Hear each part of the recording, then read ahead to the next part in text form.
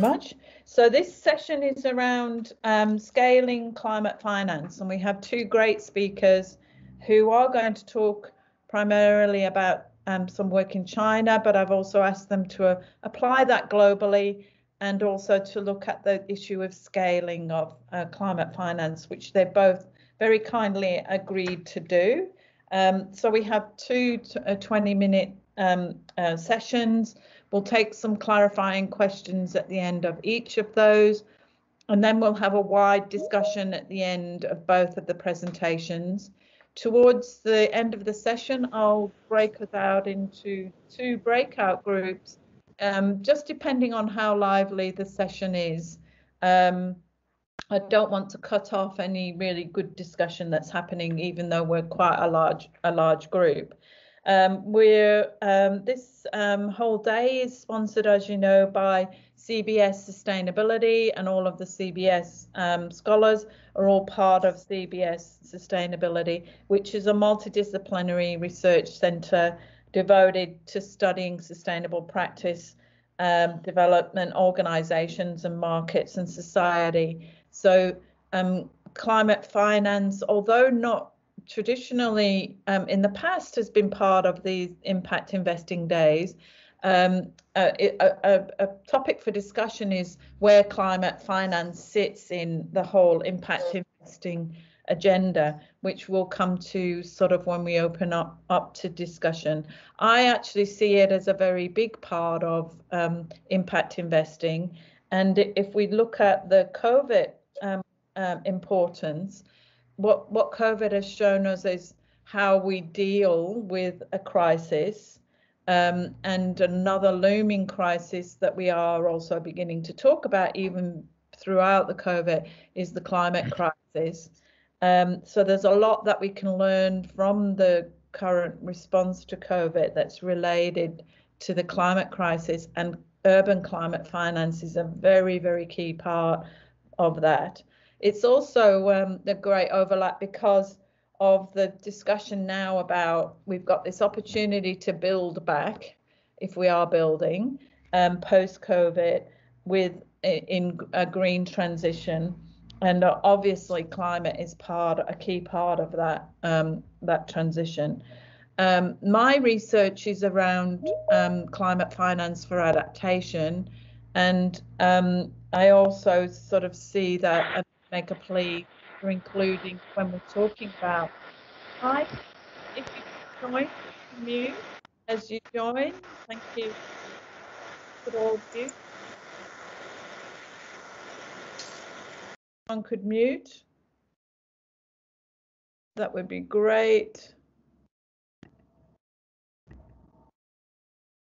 Can you all hear me? Mathias, can you hear me still? Yep, great.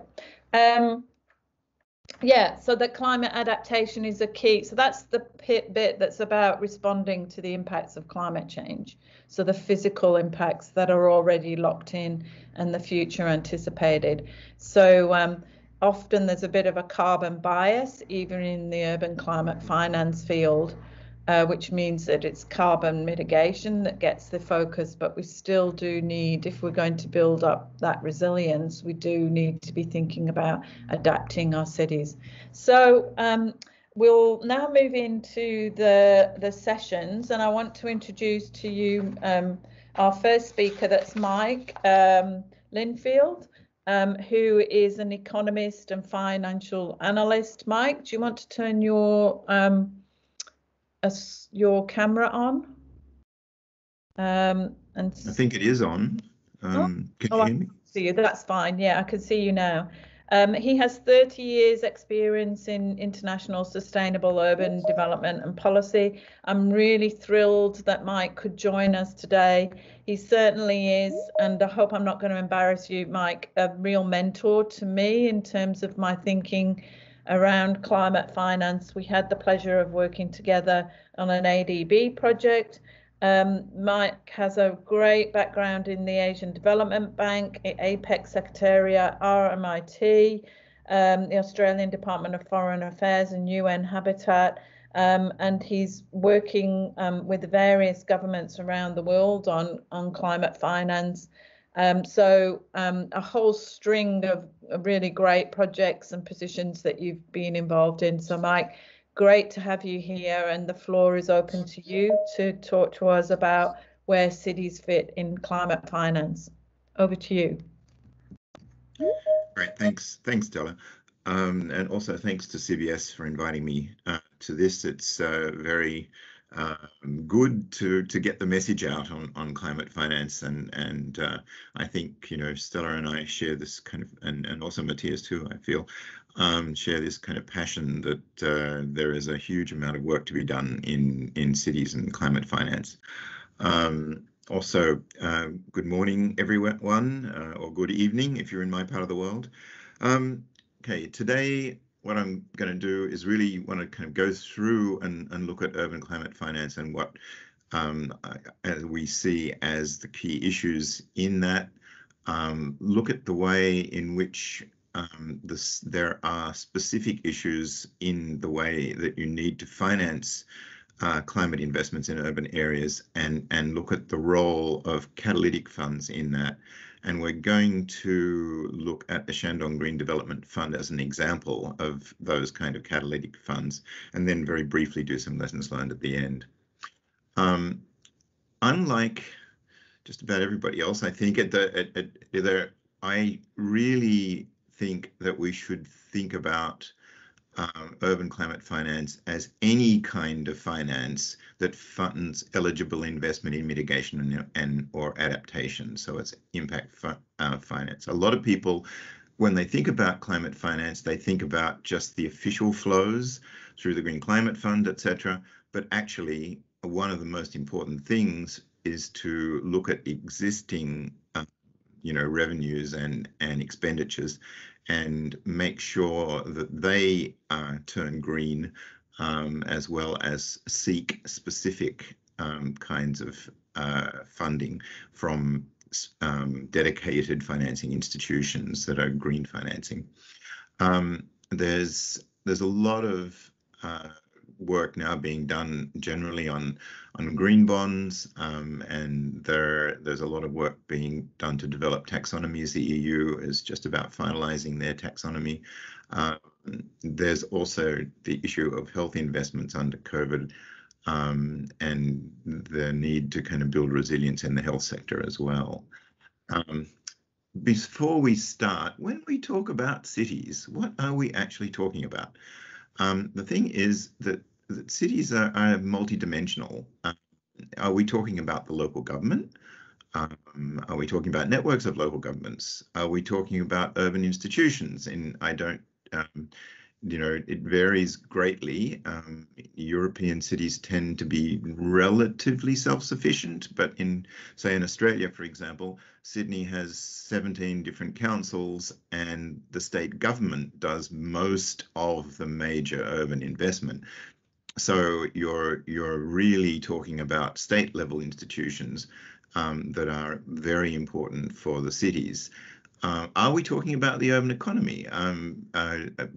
Key issues in energy efficiency in particular will focus on getting industries to adopt more energy efficient investments and processes.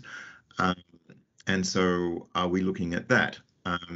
So there is a lot of, if you like, different kinds of institutions that have a key role in financing the kinds of investments that we need to have to either mitigate climate impact or to actually undertake adaptation activities. Therefore, any kind of financing that we are doing, if we're going to tackle the spectrum of these kind of investments, it needs to be very flexible. Okay, so we need to think about also not just the primate cities, but also secondary cities and networks of cities. The investment needs, we need to look at, as I say, the infrastructure, enterprise capital, cluster support systems, and human capital development. We need to make sure that these investments are nested inside the the NDCs, the nationally designated contributions, and we need to have a credible and financially viable implementing institution. So I'll come back to that. In terms of financing modalities, we really need to think beyond infrastructure, and we need to think about what are going to be the assessment criteria we use. We also need to think about how we support project development that gets the right kind of projects in place. We need to think about how you'll structure the projects, looking at what kind of private sector finance can be involved. And particularly, I suspect with respect to impact investing, we need to think about the kinds of credit ratings that will be needed and the kinds of vehicles that can provide investable instruments which impact investors can actually purchase. So then we need to think about what are the appropriate intermediaries, the government agency, a national development bank, private sector bank, maybe, and what is the project development capacity. So when it comes to green or climate finance, there are additional levels of complexity in project development and the financing and structuring finance. To get bankability in this kind of infrastructure, you've got traditional risks of infrastructure financing, which then get compounded by the fact that many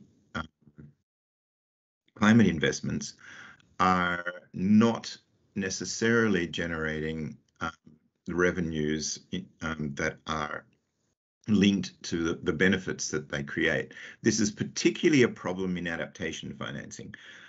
They're often in relationship to adaptation investments. There are no clearly defined linked revenue streams. And so we need to think much more about things like the land value capture, etc.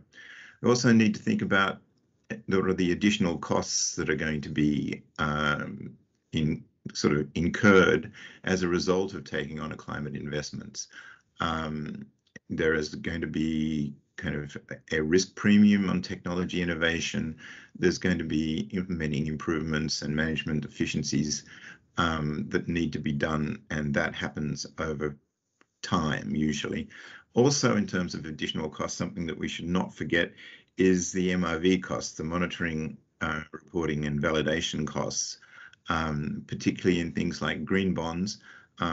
You need to understand that those bonds come with higher transaction costs, and hopefully you get a cost premium on the bonds because they're green, but maybe not. Lastly, we need to think about the social affordability. Just because an infrastructure is green, we need to think about the community acceptance of it. And often, if that means a different way of doing things, community acceptance is a harder thing to gain. Now, I'm not going to go through this, so don't panic in detail. What I wanted to say is that the climate finance landscape, as it applies to cities and indeed any other investment, is actually very complicated. The Green Climate Fund and other UNFCCC investments are the kind of the flagship, but also the development cooperation agencies, bilateral finance institutions, multilateral institutions and others, and the private sector all do different types of climate finance. And so putting together the financing package for a particular project or indeed for a facility can be tricky. And that's what we have found, for example, in the Shandong Fund. We'll come back to that. Urban finance, also the same thing. Many different layers potentially can be involved in urban finance. There is a need to think about the role of national and subnational government transfers and cities' own revenues and how they can leverage other private sector or institutional finance. And that is the critical issue that we need to think about when we start to think about how we're going to structure particularly national facilities that are going to foster climate investments in cities. When we talk about climate investment, though, ideally we're looking at greening the entire capital market, and I'm sure Mathias will talk about how China is seeking to green their financial system from top to bottom. In the meantime, and while this is happening, it's important that we start to establish a track record of green investing, and we feed back lessons from those kind of investments to the capital market greening activities, and that is indeed the role of a green fund or a climate fund. Now, as Stella was saying, I used to work for ADB. I still work for ADB when it comes to working with the project officers to put together the facilities and one of the first ones we did was in China. We're looking to use this same model in Indonesia, in Thailand, and other countries in Asia. But basically looking at ways of upscaling climate investments through the use of a catalyst fund. So a concept paper was produced. It's Catalyzing Green Finance. If you look for it, it's on the web. And that is kind of the roadmap for the kinds of directions that we want to take. Once we start to actually implement these things, of course, then reality bites, and it doesn't exactly follow the line of the concept papers, but the concept paper is a very good overview of what we wanted to do. The first one we did was in Shandong province in the PRC. It's a large province. It has a peaking target for 2027, which is 3 years earlier than the national goal. And the good thing about China is that if that's what the central government says, then we are all going to be working towards that. And we are going to be putting money towards it. And so will all of the industries in that province. So there is a kind of a clear mandate from the government to kind of do something significant in relationship to climate finance. So in terms of upscaling climate finance, what are the key constraints? While private sector finance could be in principle available, what we find is that project sponsors have insufficient capacity to formulate and structure private climate positive investments. The local capital market is often unfamiliar with financing the type of investment needed and misprices risk. It's too short term for the longer payback periods required by many climate investments, and climate market instruments are inappropriate for the types of investments required, either in scale or scope. So to do that, we need a few things that need to be looked at in the design of any kind of financing mechanism. You need to look at project development support. You need to look at risk mitigation appropriate to the local capital market. You need to look at provision for long-term financing, which are appropriate to the longer payback periods required in many climate investments. And you need provision for the appropriate type of instruments for the scale and scope of the types of investments required. I'll go into more detail in that later. If we look at the structure of the fund that we set up, the ADB, AFD, and KfW all contributed to a catalytic fund that was then established as part of this larger facility managed by a private sector financing capital markets institution, which we'll come to. And the idea with this is that we could structure this way, we can get private sector investors coming in either to the funds at the fund level, or to direct investments, or into sub-funds. And I'll talk about more about the sub-funds later. So the idea of the facility is that it will catalyze investments. It will try and exit after 7 years or so. ADBs and others concessional finance will enable a sort of incentive to go as green as possible. And we have structured the financing mechanisms inside the fund to reward projects that actually score higher in terms of their greenness. So there are a range of financing structures that are channeling structures that are theoretically possible. ADB and most other development agencies channel through national development banks, and you need to think about the most sound way of doing this and what are the appropriate intermediary investors.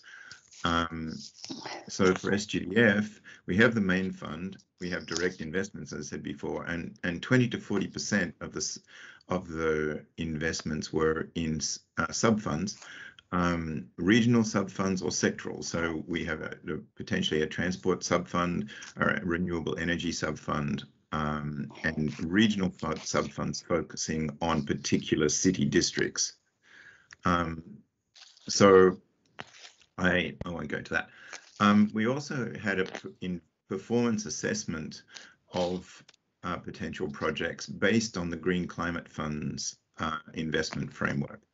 They have 6 major sets of criteria. One is about greenhouse gas reduction and adaptation impact. The other one is about paradigm shift in terms of scaling, potential for scaling up and replication. Third one is about sustainable development, looking at SDGs issues effectively, looking at the needs of the recipient and ownership, and particularly demonstrated capacity to implement, and then efficiency and effectiveness. So you're talking about sort of internal rate of return, both financial and economic, and the carbon cost effectiveness. In other words, what's the abatement cost per tonne? We then use those measures to rank the various investments, and when it came to things like performance measurements, then we have looking at what is good practice and advanced practice and what we call transformational best practice, and we scored accordingly.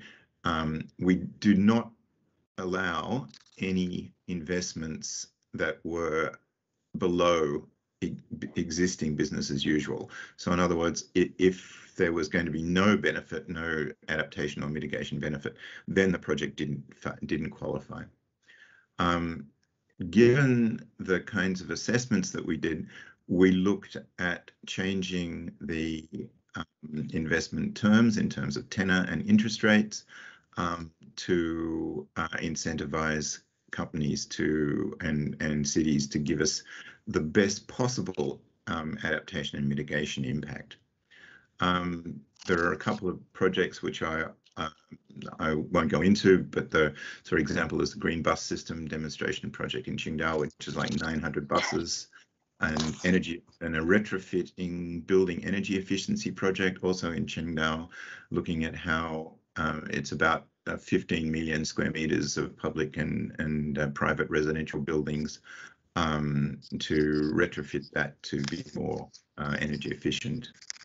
In terms of the detailed structuring of the facility, we need to think about things of choice of host institutions, choice of financing partners I talked about before, and maximizing the available options through the flexibility in institutional form under the regulatory framework, which is a real issue in China because the regulatory framework keeps evolving. In terms of the management and general partners for this kind of facility, we need to make sure that they can attract private institutional and commercial finance, that they can administer calls for resource inputs from limited partners in the fund. Somebody's got their mic open. Administering revenues from investments effectively and transparently, and undertaking the project green assessment process that I just outlined. We chose the CICC. It's a very large investment bank in China. It has a lot of international linkages, and they are the ones who are managing the fund. And so far, so good. They have closed the first 100 million of the fund.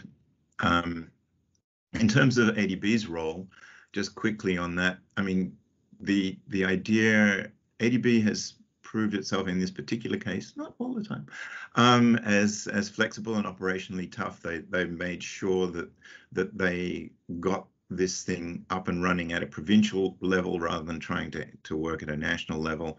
The choice of GP and inclusion of project development into the project structure was something that the ADB insisted on, even though it kind of raises the costs, if you like, for the operation of the fund. And also, using IFIs, and particularly the ADB, they have significant resources in terms of technical assistance and their ability to get in co-financing.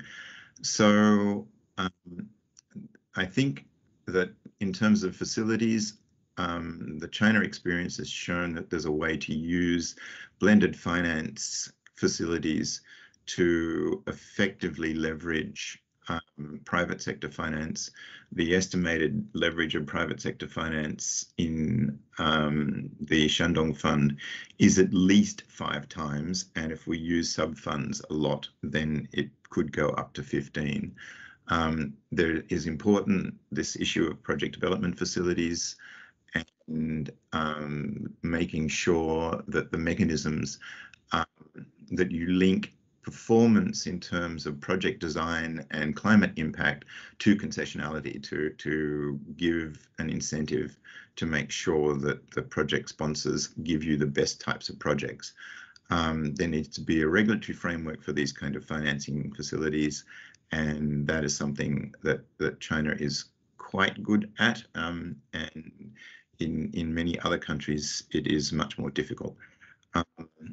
So I think yeah, there's a massive need for these kind of facilities. ADB is looking at doing them in a number of other Asian countries.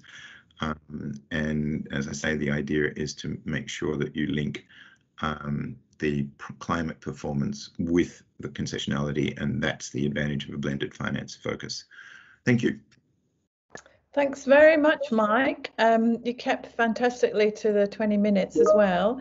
And Mike has given a very unique practitioner perspective on climate finance, particularly looking at this Shandong mechanism and vehicle. So now, I'll just open it up. If there's any clarifying questions that anybody has, we can do a discussion later, and also keep posting any questions as you go on the chat. Are there any clarifying questions from anybody for Mike before we move to Mathias? If you could show hands. There isn't anything at the moment, but we'll open it up for general discussion later. I'd now like to introduce our second speaker. So Mathias is our academic side of the sort of panel today. And Mathias is a PhD fellow at CBS, and it's a joint, a dual PhD program with the University of Chinese Academy of Sciences. He has recently joined CBS in his PhD, but previously was working for the UN in New York, Nairobi, Bangkok, and Beijing. And has spent four years working in International Department of China's leading think tank on sustainable finance. So he also comes with a really good practitioner focus. His PhD is looking at the governance of green finance in China, and he'll be going through that with us. And he's going to explain the different aspects of green finance and then how they relate to the rest of the world and what some lessons could be, particularly sort of the issue about scaling up. And then after both of the presentations, we'll talk about sort of key research and working together practitioner and research needs. So Mathias, over to you. Thank you for participating today as well. Of course, a pleasure to be here. Stella, can you hear me okay? Can you see my... that's fine. Yeah. Fantastic. So first of all, thank you very much for the invitation. It's a pleasure to be part of this event and speak about green finance in China. I'll talk for the next 20 minutes, and after that, I look forward to getting comments and questions and elaborating on all these issues that I've been speaking about.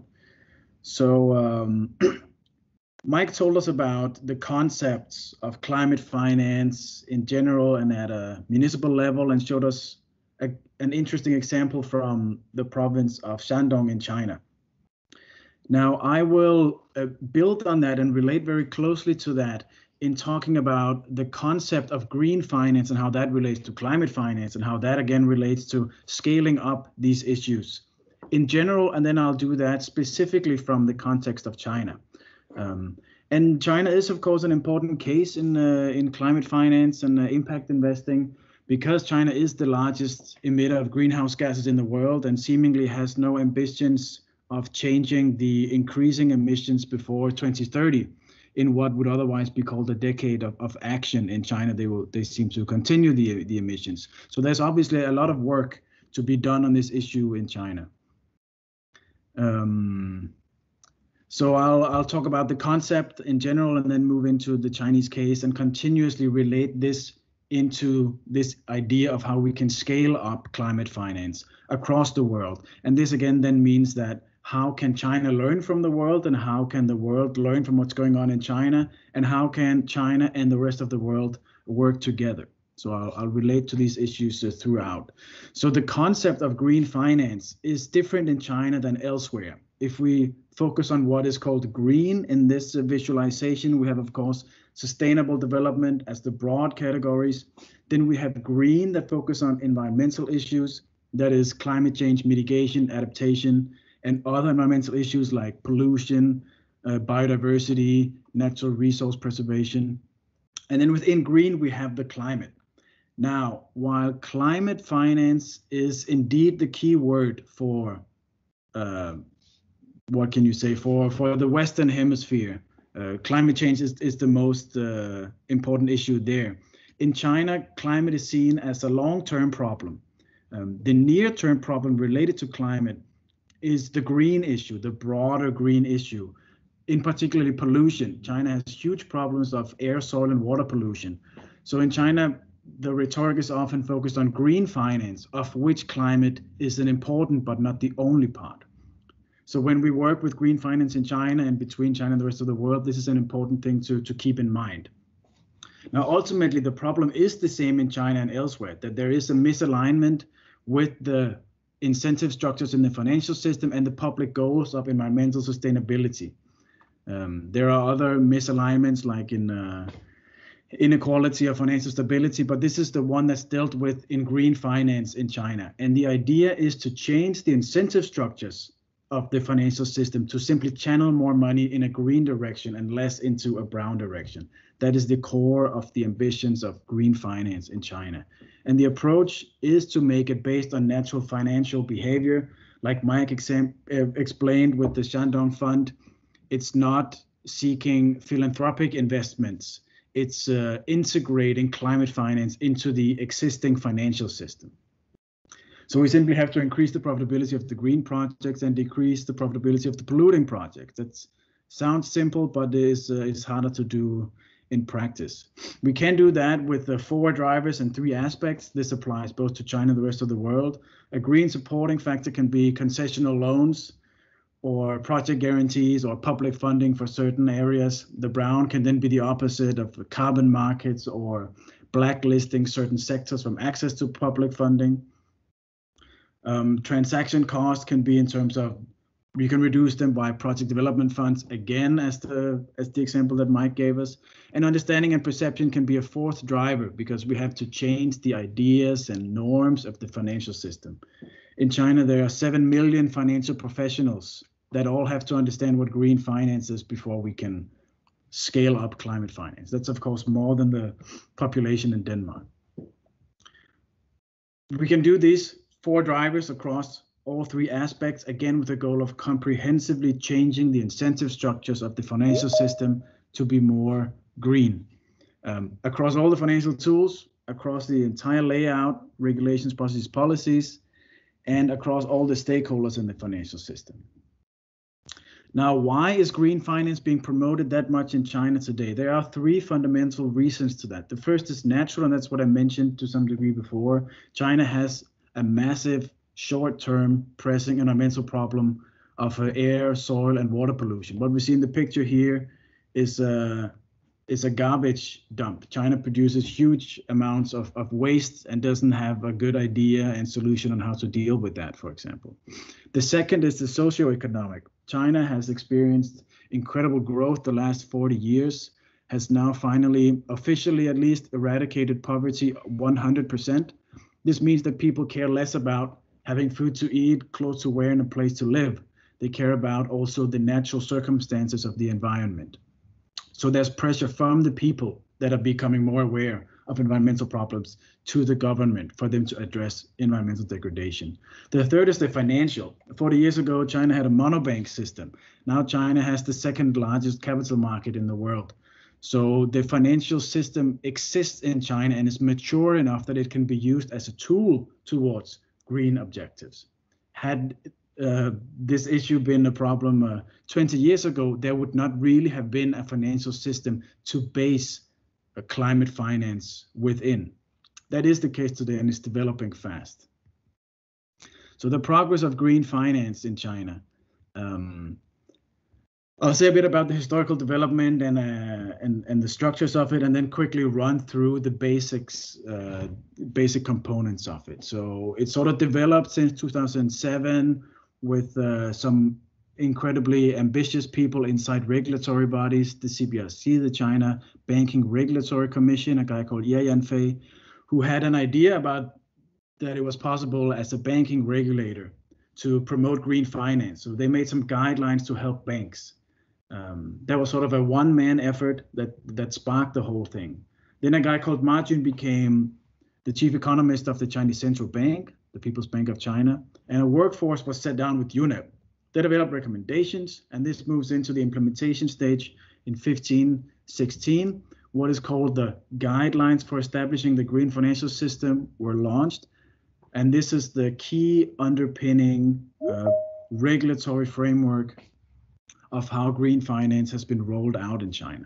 And I'll get back to that in a bit. And at the same time as these guidelines were launched, the Green Finance Committee was set up. And this is, as far as I can tell, really something the rest of the world can learn from in China's experience. First, you have these guidelines that come out. In Europe and in elsewhere, it's very piece by piece green finance regulation. The central bank does some stress testing. The insurance regulator has some requirements for allocation of capital from insurance companies, and nobody really coordinates between it. In China, the Green Finance Committee was established to have all the financial institutions and government bodies around a table to talk about what is the best way to green the financial system, what kind of research do we need to help us understand what to do. And based on that, or in parallel with that, these guidelines that I mentioned before came out with a comprehensive coverage, say not piece by piece as we see many other places, but one single document covering all relevant aspects of the financial system. It simultaneously had joint ministry level support, so there wasn't any silo regulation.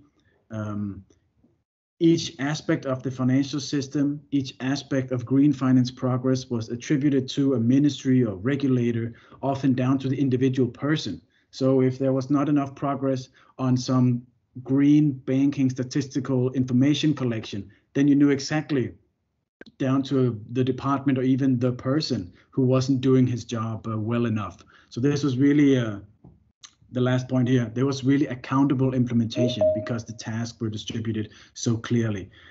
And this, the combination of the committee and the guidelines, I think is something that the rest of the world can really learn from China's experience. In Europe, the European Union has a working group, a task force on different areas of developing a taxonomy or a green bond standard and so on. So it has a lot of discussion on how to do this, but it's not the the only platform for negotiating how to roll out sustainable finance. Then in parallel, you have lobbyists that want the gas into it, or you have countries that try to pull it in a different direction. I think the EU and many other places could really learn from setting up a green finance committee, as we've seen in China. And based on that, issue comprehensively covering green finance guidelines. At the EU level, this would be a directive suggesting how each country could then implement it in practice. And I speak of the EU, but that's of course not the only place that could learn from this process. And that gets me to the main conclusion of what I want to say with this presentation, which is that even though China has not made green finance a mature concept within financial markets, the banks, the 7 million financial professionals, they still don't really understand what green finance is. ESG investing is in a very early stage of development in China still. So the bottom-up development of green finance in China is not mature, not nearly as mature as it is in the West. On the other hand, what I'm illustrating with these two, the committee and the guidelines, is that China can really take a top-down directed approach that we have not seen anywhere else. So in summary of that, in West, you take a bottom-up approach. In China, you take a top-down approach. So the West and the rest of the world can really learn from what has happened, the successes of this top-down approach in China with committee and guidelines, for example. And on the other hand, to scale up climate finance in China, China needs not only the top-down, but also to learn from how the green aspects of capital markets and banking industries were developed in Western countries where they are still the most mature today. That's the essence of my argument. The last 5 minutes, I'll just quickly run through these 8 aspects of these guidelines, these policy documents, so we can see how much progress has China actually made on these, and how can China learn from the rest of the world, or vice versa, and what's needed for it to be scaled up to catalyze more climate financing. So bank credit is incredibly important because China still has a bank-driven financial system. Something like 85% of financing in China comes from bank loans, 10% bonds, 5% stocks. That means that though we constantly hear about stock markets going up and down in China, that only makes up 5% of financing for the Chinese economy. The green proportion of bank credit today is around 10%.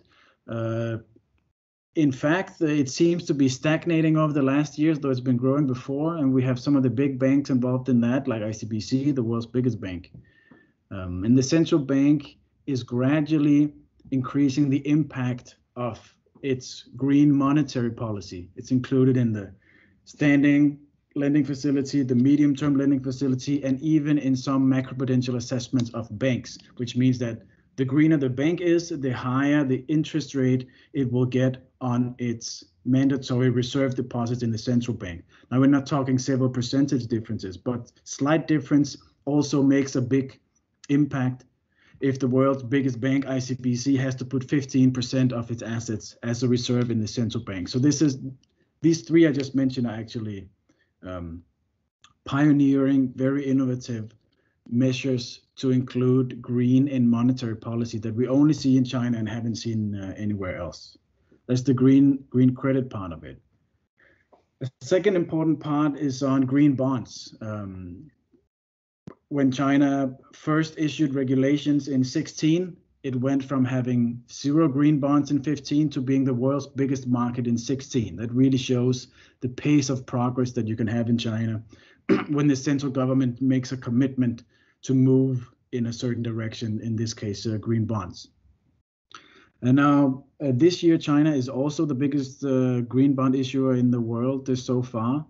We've seen a gradual diversification of issuers, not just the big state-owned commercial banks, but also private and more corporate issuers of green bonds. So that shows that we're getting a more organic and dynamic market rather than a directly state-controlled market. The rest of the world can also clearly learn from this practice of having state-backed or quasi-sovereign issuers spark green bond market. That's sort of what we had in the West, but the rest of the world can clearly learn from that still.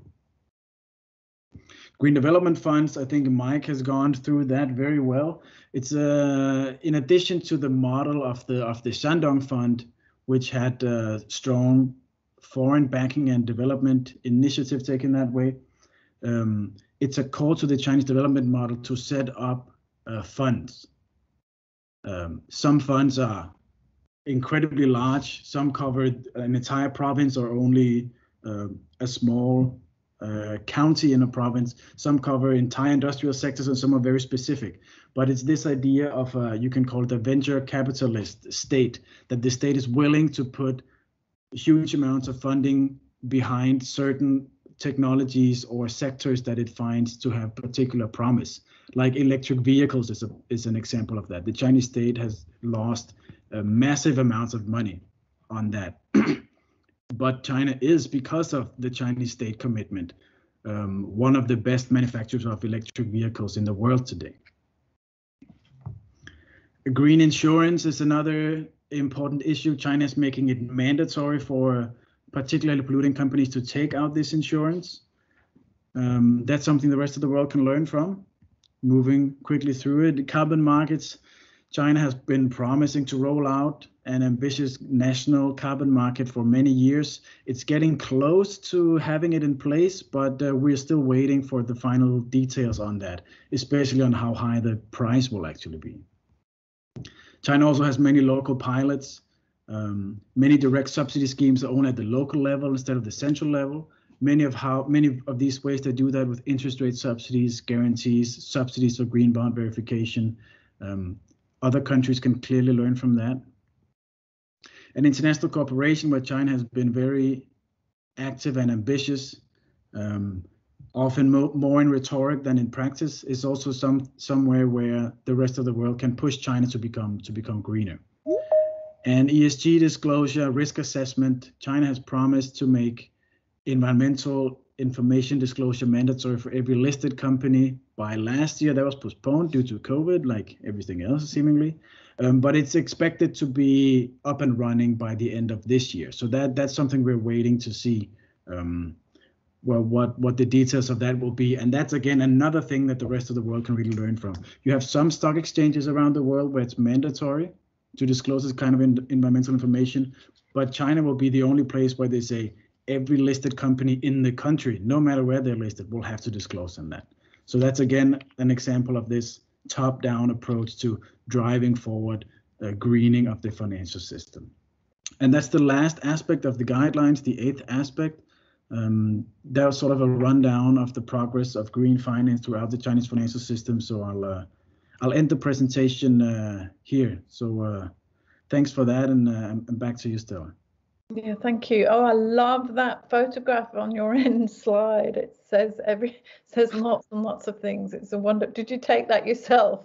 Unfortunately not, but I agree. I find it very interesting. You can have this kind of depressing Chinese cityscape in the background, and people are actively working to make that much better and much more sustainable. Well, also it shows the sort of like the big challenge of all the retrofit of, sort of the existing infrastructure. It's not just about sort of building new. That should be relatively easy, but it's actually this problem of this massive retrofit that everybody has to look at. So thanks very much, Mathias. That was a fantastic run through. And the 8 areas I find really, really useful in terms of, in addition to what Mike was talking about how the key ingredients that you need in what is a really complicated area. So we chose to present this session, to everybody with a couple of very detailed presentations, and then open it out for discussion, because there is a lot of complexity there that we wanted to pick the brains of 2 key people working in the area and share with you. We can distribute the slides, and also the ADB Catalyzing Climate Finance document. We'll circulate that round. I'll put the link to that in the chat. I just want to share just some questions to guide us in the next part of our session. If I may, I'll just pull that up. So if we could just focus, can you all see my screen in this next part on these questions? These are both to the panel members, but also to everybody in the audience as well. So what are the most pressing climate finance issues faced? We've had a bit of a run through that. And then how optimistic are we about scaling the climate finance around the globe, particularly to match the Paris commitments of 1 billion annually on climate finance, and that's just the flow from the north to the south, and an equal consideration of climate adaptation with climate mitigation, and then meeting our 1.5 and 2 degree targets. And then also, what can academia do to assist practitioners, and really what research do we need to be undertaking, and how would it contribute, and what are the skills that we need? So if we could just focus the discussion around those 5 areas about what are the pressing issues, how optimistic are we about being able to meet all the commitments, what can academia do, what research would we most like to undertake, and what skills. So Mathias, just to start us off, you didn't say what you're researching and what some of the research issues are for you. I mean, are there, as Kai had said at the beginning, are there data issues in this area as well? Well, in China, there absolutely are. Just to give an example on that, the whole field of ESG investing is becoming quite mature as a practice in Western markets.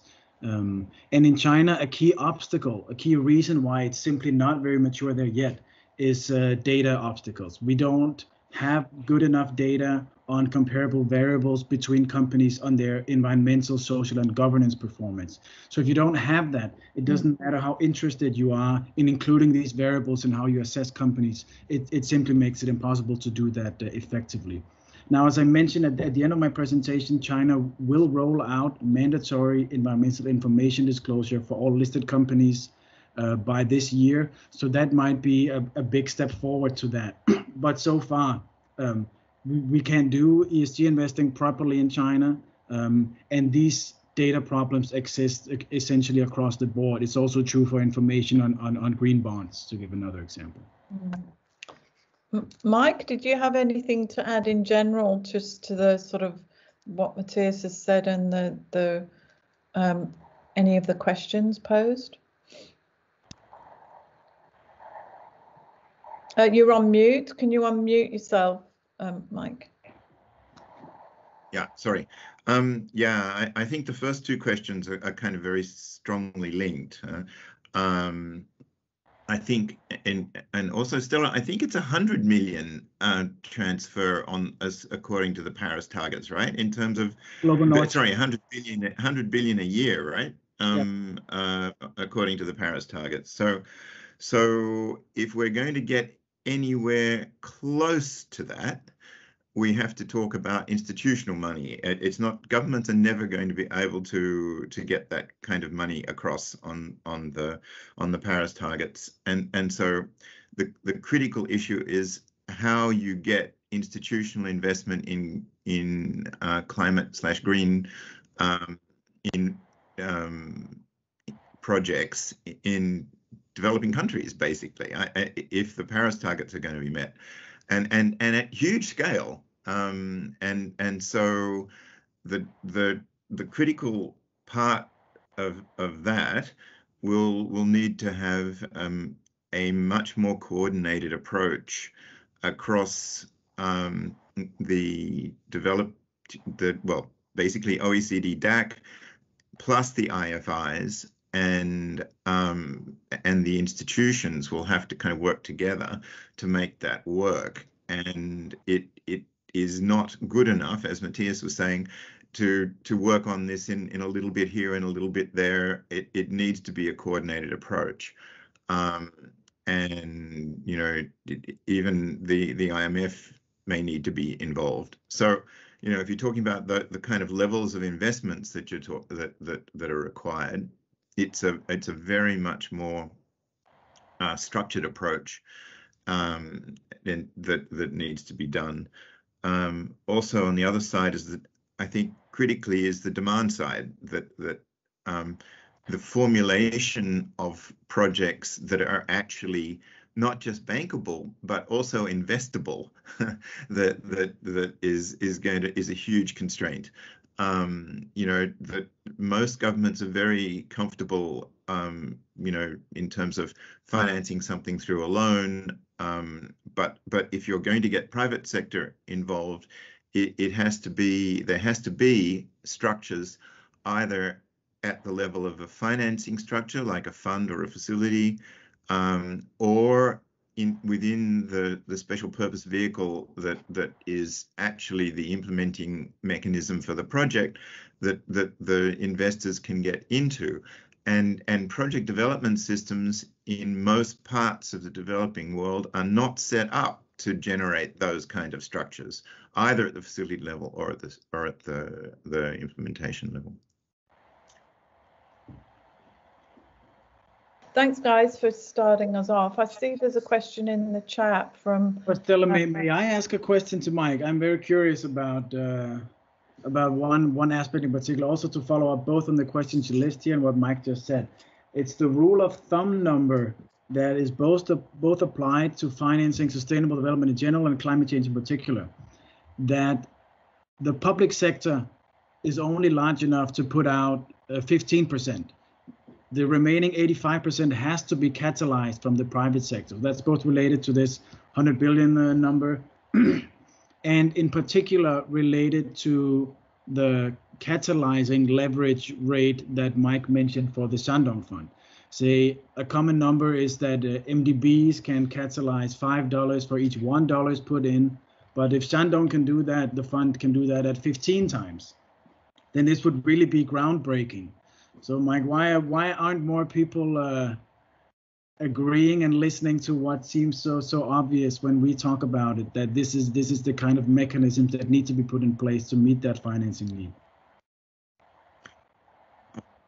I think there's the range of incentives.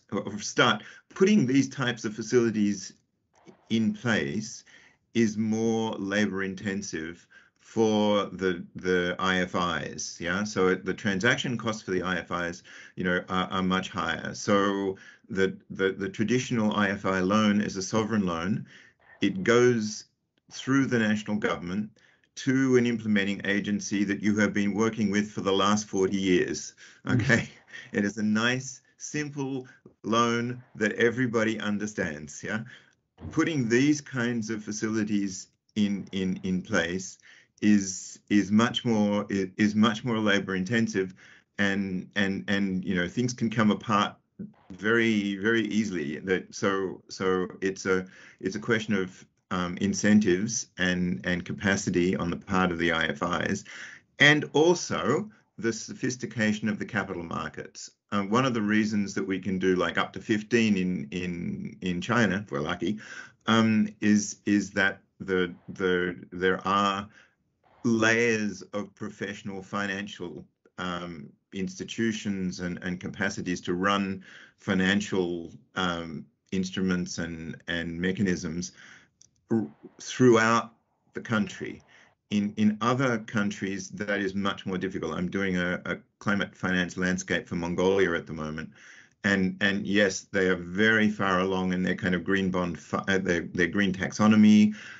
But the local capital market is just not sophisticated enough to be able to do this kind of activity with, and they're just getting the whole idea of green bonds into action now. So, you know, there needs to be much more hand-holding in terms of, say, in Mongolia than there is in China. That's not to say they're not doing a good job. They're doing a good job, but you know, there needs to be even more support in terms of the local capital markets and the, you know, linking the NDCs through to investment programs, etc., and then getting the projects in line is even more of a problem in countries with a lower kind of implementation capacity. So yeah, there's several layers, but part of it is the incentive structures for the IFIs, and somebody should do a better job of kicking them in the tail when it comes to this. But also there is this issue of capacity on the demand side.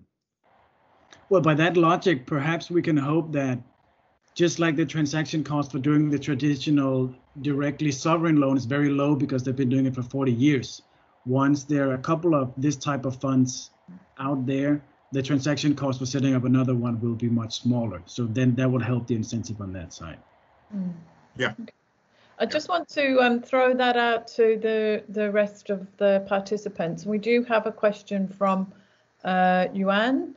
It says to Mathias, but it is to you, Mike, just about why you chose Shandong. If you could answer that. So instead of more rather than instead of Shanghai. Yeah. Shanghai is the kind of the darling of the donors, and is now so sophisticated that it's actually embarrassing to be involved in Shanghai. So, you know, the other reason was that Shandong had particularly dirty industries that needed to kind of transition, and it did not hurt in terms of motivation that those dirty industries were just south of Beijing, and sometimes a huge amount of pollution went from Shandong to Beijing, and the Chinese middle class doesn't like it, not to mention the Politburo. So there was a good reason for choosing Shandong. It had a reasonable capacity for implementation on the one hand, you know, and on the other hand, the places like Shanghai now have world-class capacity, and indeed, as Mathias says, there is actually a national green fund based out of Shanghai that has been recently capitalized. So, and again, as Mathias was saying, yes, the transaction costs for these kind of things are coming down as people see that they can be done, that they can be replicated. And the question that I always have in China is the transparency issue. How well you may have standards, but how well are they actually being adhered to? And the reporting, the MRV is critical, and which is why the IFI presence is important, because ADB and GCF will check the compliance. So yeah. Okay, thanks. Great. I want to open it up. Are there any other questions to Mathias or Mike? Yeah, I am sharing screen. Kai just showing the questions. I'll just. Okay, sorry. Yeah. I just wanted to make sure that you knew that it was there. Sorry, I'm jumping between sessions, so of course I'm not in the whole. Yeah, no, that's all right. I'll shut up again. Yeah. Anybody got any questions or reflections on the questions that we're posing for today?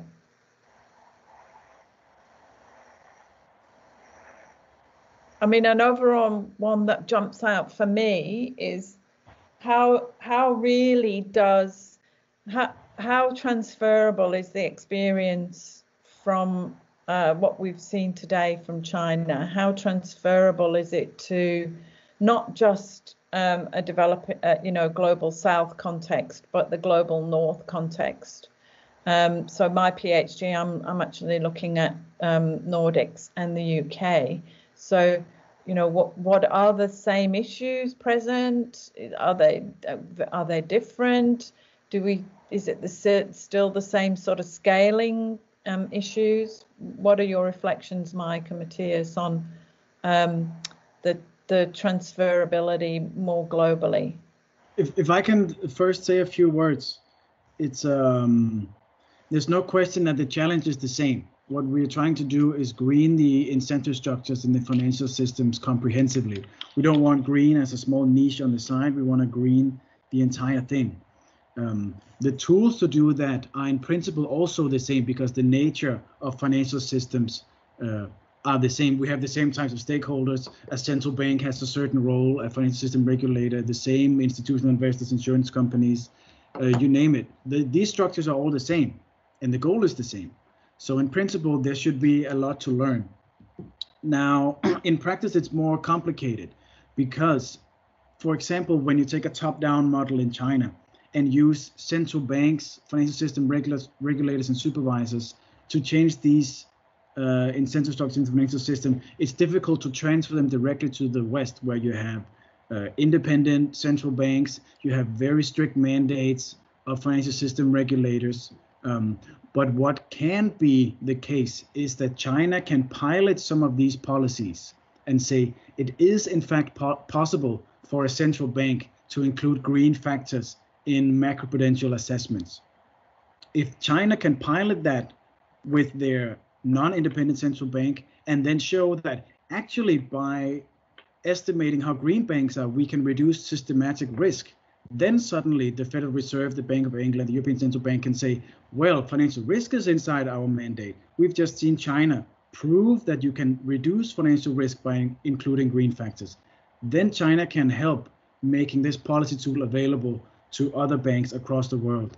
Perhaps not the specific tool, but they can facilitate the process of having them accept that this can be a tool. And the same thing can even be said with the taxonomy.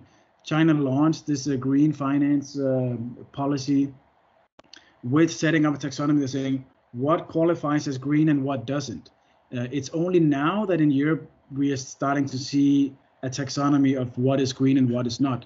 In the past, the European Union took no role in telling people what could qualify and what couldn't. So the central bank is an area where China can lead the way, and taxonomies is perhaps one where China has already shown that this can be an effective way to get everyone aligned on what qualifies as green and not. Mike, do you want to? Thanks, Mathias. Mike. Yeah, no, I think that's right. That's right, Mathias. I think in part of our problem in the West is that we're bloody arrogant, and that there is not enough sort of thinking about institutions and what institutions work, no matter where they come from.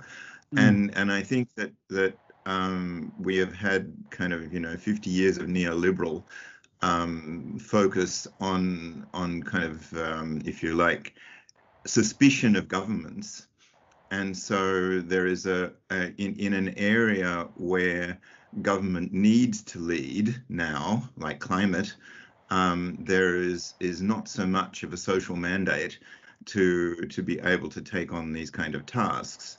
And I think things like, for example, the catalyst funds would work. I mean, and the Germans use them. KfW is actually a good example of a national development bank that does finance green investments. But I think that if this kind of model was scaled up, we would actually do a very good job in the West as well. But speaking from Australia, where we really do have swallowed the whole neoliberal hook, line and sinker, then it is a problem where we're making this kind of transition, and in some areas where Australia is a long way ahead, where individuals can make individual choices and move quickly, like in rooftop solar, for example. Australia has a huge installed base, but where you need sort of government support, like electric cars, for example, we have a very low take up, because some states are even going to the kind of the idiocy of putting extra taxes on electric vehicles.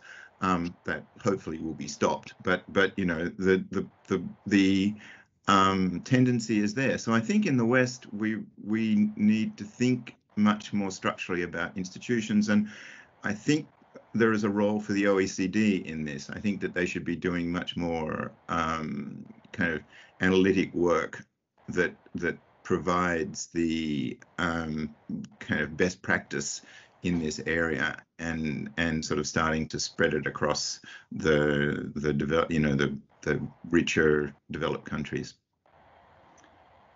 Fantastic.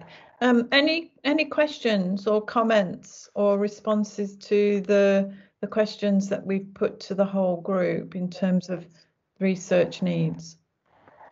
Otherwise, Stella, I'd be curious to hear your opinion on this whole idea that China is developing these institutions of how a strong state can change a green financial system. And Mike saying that this is not possible in Australia and the US perhaps. But when you do research in the Nordics, it seems very clear that the governments have a democratic mandate for the state to take a leading role in changing that. Is that the case, or what's your opinion? Yeah. I mean, you've already, and also I'll be including UK. I mean, and Sweden already does have like Commune Invest, which is it's pretty innovative, not exactly the same thing. So there are things there, and we do have the new Green Deal and the green transition. But actually what that will entail for, and Denmark and Sweden and UK have all signed up to that, but what that will entail and how it will involve particularly the central banks is all pretty critical to this. The other slice is TCFD, the Task Force for Climate related financial risk disclosures, that is now mandated for certain companies in the UK. New Zealand have looked at that as well, and I believe Denmark is putting together some legislation on that. Others will follow. I don't know where Europe's going to be. COP26, there's going to be a very strong suggestion around TCFD, and there's a whole stream in COP26 which is all about sustainable finance and climate finance as part of that. So I think, there's a lot of transferability actually of experiences, and the vehicle that for Shandong could very easily be incorporated in other cities and other. I think a key problem in all around the globe is also going to be the non-capital cities. So so anything that can be translated to a regional approach involving smaller significant municipalities all working together and any vehicles that have that transferability, and I saw, Mike, that you talked about that. I think that's also another part of it. But a lot of transferability, I think it's not just a one-way traffic at all. I chose not to do South for that very reason, because I think there isn't the research work on what's happening in the North, and there isn't research work really on what's happening academically on climate flows. I can't find any data on city climate flows, for instance. There is a report coming out from the Cities Climate Finance Leadership Alliance in the near future on city climate flows. So, it's in draft, but indeed the data is very limited, and I just wanted to pick up your point on secondary cities. There are mechanisms. I think one of the critical things though is that there tends to be this idea that kind of there is this magic bullet. It's called a green bond, and cities will issue green bonds, and all will be happy. But as I say, the transaction costs and the capacities for that are not necessarily available, and places where they can be aggregated, like in Commune Invest in Denmark and the Tamil Nadu Urban Development Fund, those facilities can issue the green bonds, right? I mean so it doesn't have to be city by city level. You've got to find ways of aggregating to look at the most efficient structure for issuing the kind of the funding part of the finance. And I think you know, there are good examples of it, but it needs to be thought through and you know, and adapted for various different types of capital markets and sizes of cities. Okay, maybe if we just open out, I'd like to ask everybody, what sort of research would we like to see happening in this area? Apart from mine and Mathias's, of course, you know. Sorry, couldn't resist that. What sort of research?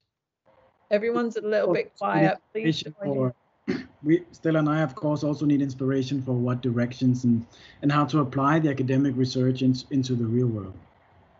Yes, yeah, that way around too. Any comments from participants?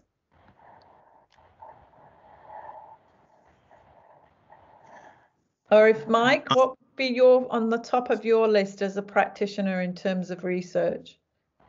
I would like to take up something that Mark Carney raised in his latest book on values with a bracket, and you know, the ex-governor of the Bank of England, and he's of course very interested in climate these days. But one of the things he was talking about is indeed, you know, baking in climate analysis into every financial decision. And I think that I mean, routinely when we look at investments in a company, you need, and the auditors need to see, and the institutions need to see a discounted cash flow, a kind of analysis of what's going on.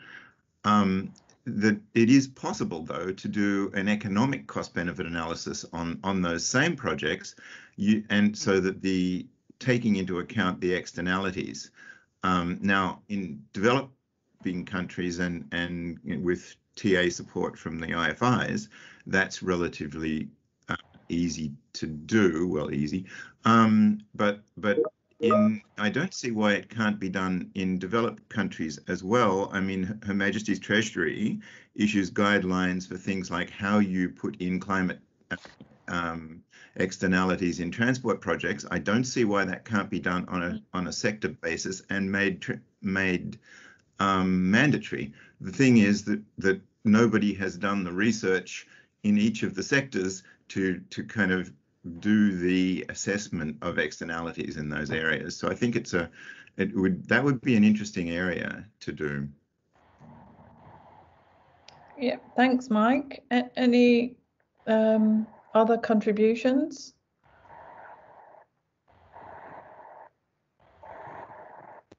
What I would suggest otherwise, Stella, if you're okay with that we do same as we did in the Gender Lens session before. I'll kind of like open some group rooms here, and that way kind of like we're breaking down to smaller groups where people can perhaps talk a little bit, find it easier to talk and possibly discuss what has happened in this discussion here, but also talk about what it is that you are doing, right? So you don't necessarily have to follow up on the specific line of thought here, but talk to us a little bit about how climate change finance is relevant to what you are doing.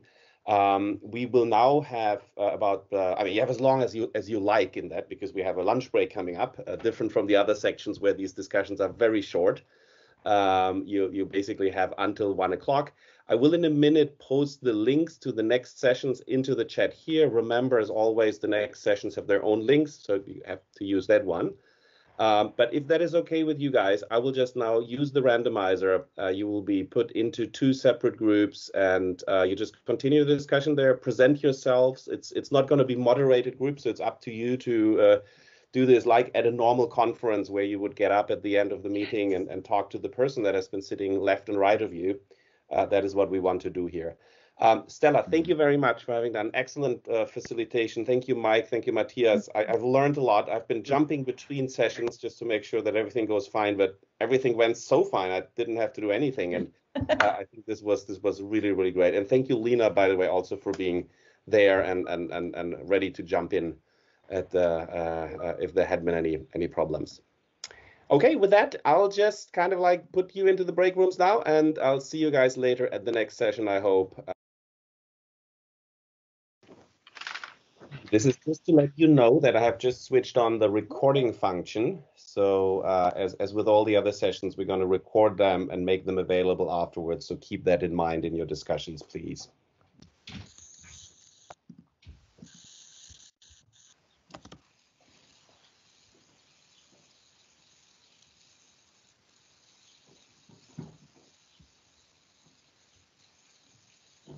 So Mikkel, Ferran, do you guys want to start? Yeah, Mikkel, whenever you want, you can start. You're muted, so maybe. So I can start whenever I want. Sorry, I was muted. All right.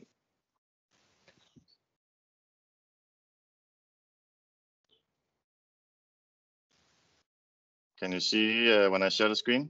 Yes. Yes. Yeah. All right, cool. So as I was saying, welcome to the session, the Nordic Impact Bond. What is it and how does it differ from traditional social impact bonds? Today we are going to discuss this theme in broad terms. Ferran, you're welcome to, if people are waiting in the lobby or have any comments or anything, you're welcome to just add them. And also if there's any technical issues, you're welcome to interrupt or anything. Is that all right? Absolutely. All right, cool. So I will be moderating the first part of this session, where we will dig into some questions regarding this overall theme. As I said, the name of the session is the Nordic Impact Bond. What is it and how does it differ from traditional social impact bonds? And kind of the background behind this question is that we have seen a rising interest in the Nordic countries about social impact bonds and social finance methods. But what is interesting is that the concept of social impact bonds arose from the UK and has been kind of scaled up in the US specifically. So kind of what originated from this discussion was that when we see emergence of impact bonds in the Nordics, the methods and ideas that we develop from here, how much would we need to kind of copy paste from the UK and US, and how much do we need to kind of reimagine ourselves? What do we need to adapt when we talk about social impact bond model and kind of the Nordic welfare systems and the challenges and opportunities in these systems? So that's what we'd like to talk about today. And just extremely shortly, just to explain what is a social impact bond, it's not going to be the focus of this discussion, but I think it's very good to just have an extremely short definition of what we're talking about. So generally, when we're talking about a social impact bond model, we're talking about a model that combines an outcome-based contract and social investments to improve welfare provision. And of course, there's hundreds of dimensions of this, but this is just overall what we are talking about when we're talking about this phenomenon. All right. So the speakers today. First, we have Mika Pyykkö, who's a director at the Center for Expertise for Impact Investing in Finland. We have Henrik, who's investment manager in the Social Investment Fund in Denmark. And we have Tomas Bokström, who's a project manager of the Research Institute of Sweden. And we have Ferran Torres as well, who's a PhD student at ESAD, who will also be co-moderating this discussion with me and specifically taking up comments and questions during the discussion, but also facilitating kind of questions from audience in the end of the session. All right, so I'll just stop sharing the screen here and talk a little bit about the structure of the session before we kick off the debate. So first of all, in a minute or two, we'll have two kickoff questions for each panelists, for each speaker. And we'll just take a quick round, and they will have about 5 minutes each, plus minus. After that, we will have kind of a moderated debate. Of course, it's always challenging to do this online, but we'll try. And I think what we'll focus on here is to have an organic debate as possible, an informal debate as possible. So, of course, I have some questions beforehand, some points, but like if you want to take it somewhere, be free to do that. And if you have some new dimensions or perspectives or questions as well, feel free to do that as speakers. Of course, I think technically it would be cool if you could just raise your hand if there's another person speaking, and then we can kind of follow up in that way. But of course, I have a lot of questions prepared. Yeah. Okay. And of course, in the end, we will have some questions from the audience. And there's kind of 2 ways we'll do that. The audience can comment during the debate, and Ferran will kind of look during the debate if there's any kind of relevant things we will need to kind of use during the debate maybe, but also we will just follow up on all the comments in the end and see if there's any kind of interesting dimensions, questions, or anything we would like to ask the speakers. And also the audience can just raise their hand in the final part of the session as well to kind of have questions. All right, that's the structure of the session. So I want to start off with 2 questions that we sent beforehand to the 3 speakers. And those 2 questions are, the first question is, what is the state of the social impact bond market in your country right now? And the second question is, where do you see it develop the next 5 years? And maybe we can start with Mika, who I think also have prepared some slides.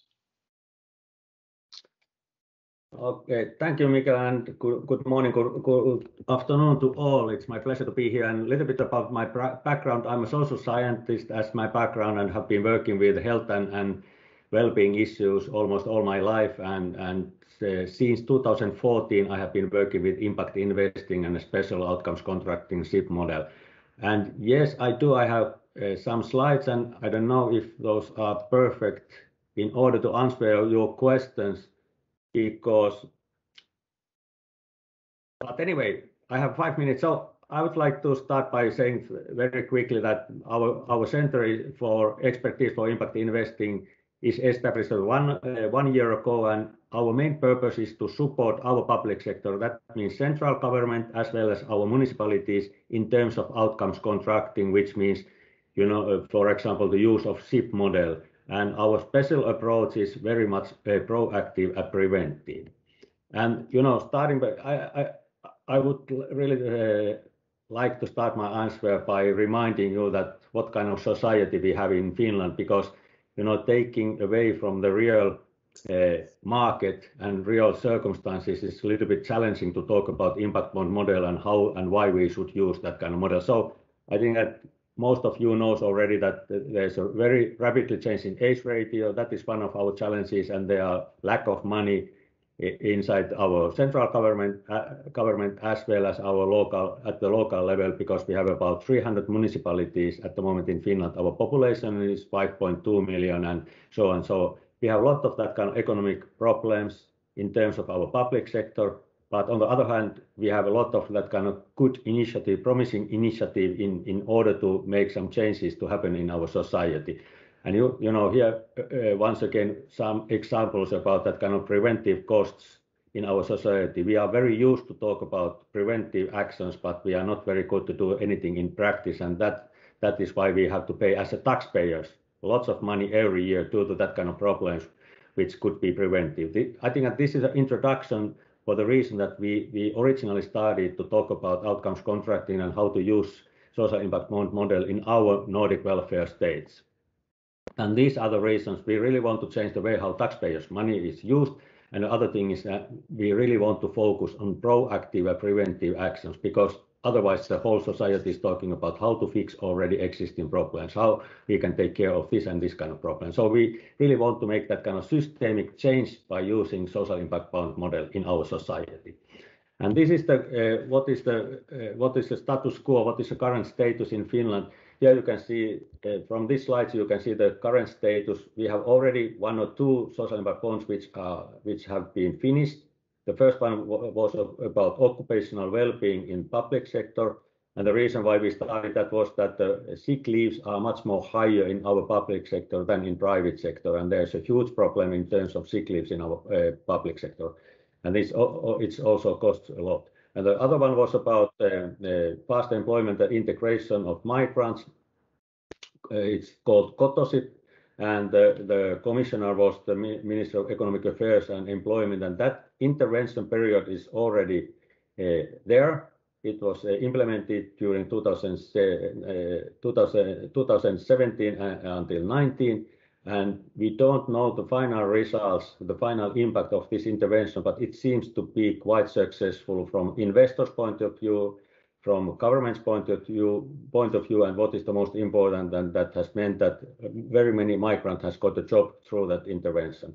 And there's ongoing social impact bonds in terms of families' well-being and enhancing employment among long-term unemployed people. And we are preparing a lot of different kind of social impact bonds and even some environmental impact bonds in Finland. So maybe the summary can be that we have seen that this kind of tool called social impact bond can be a very effective tool in order to make some systemic changes happen even in the Nordic welfare state like Finland. But it's not too easy to challenge our existing public sector and how it is used to work. It means a lot of training, a lot of awareness raising, and a lot of different kind of supportive elements in order to make this kind of changes happen. But it seems to be possible, and it really seems to show that there are more and more public sector players who are very, very interested in order to use this kind of approach in order to make that kind of necessary changes happen in our society, in our municipalities. And what we want to do next is that we want to establish that kind of fund of fund outcomes contracting instrument worth 100 million euros as a joint instrument between central government and municipalities in order to implement outcomes contracting by using SIB model more and more in terms of different kind of challenges in our society. Thank you.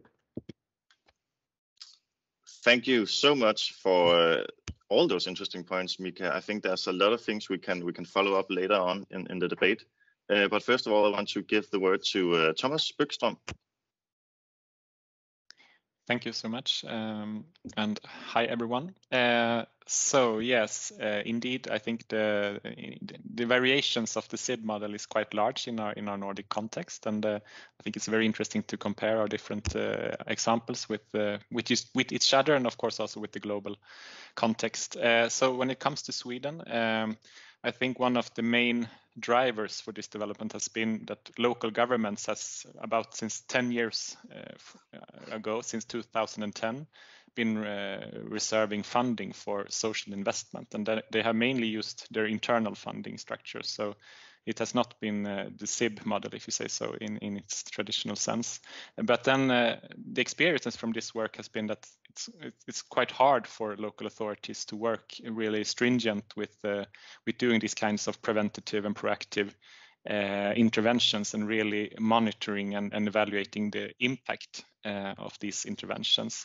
And that has led to an interest for looking into alternative models, such as the social impact bond model. And it has also raised the question about how do we break the silos between public sector organizations? Because of course, when the local authorities invest, it might very well be the regions, the healthcare providers, or the national government that saves. And the issue is how do we solve these kinds of poor incentives for doing the preventative work. So I guess that has been the context for exploring social outcomes contract or social impact bonds.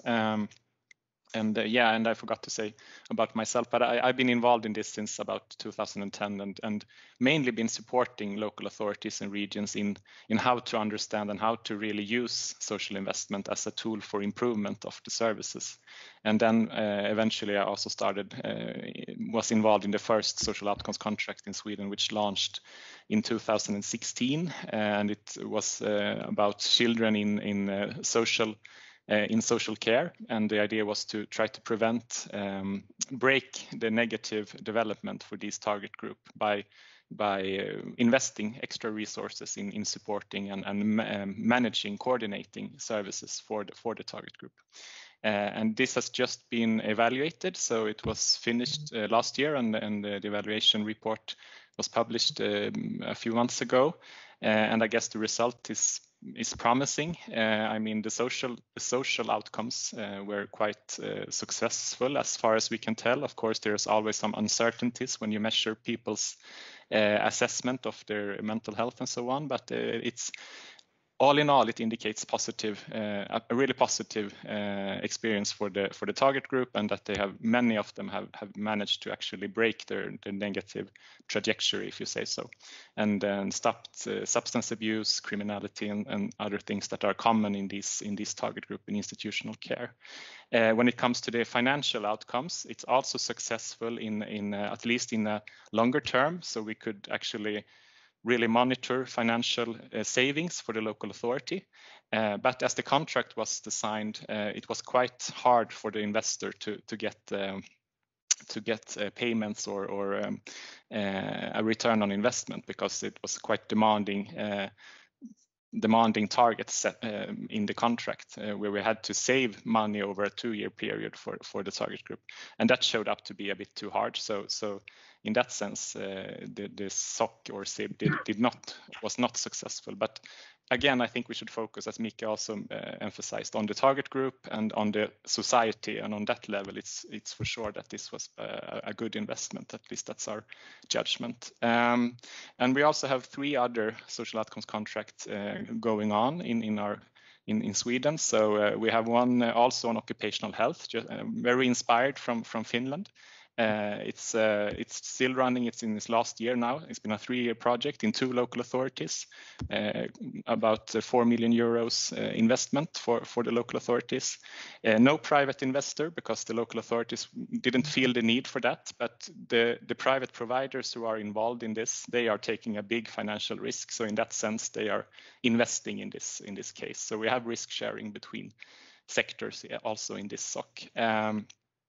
And then we have a social outcomes contract just now being prepared for also for social services, but a bit earlier in the chain. So to try to shift social services to become even more preventative by using third sector organizations, civil society organizations, to do a very individualized intervention.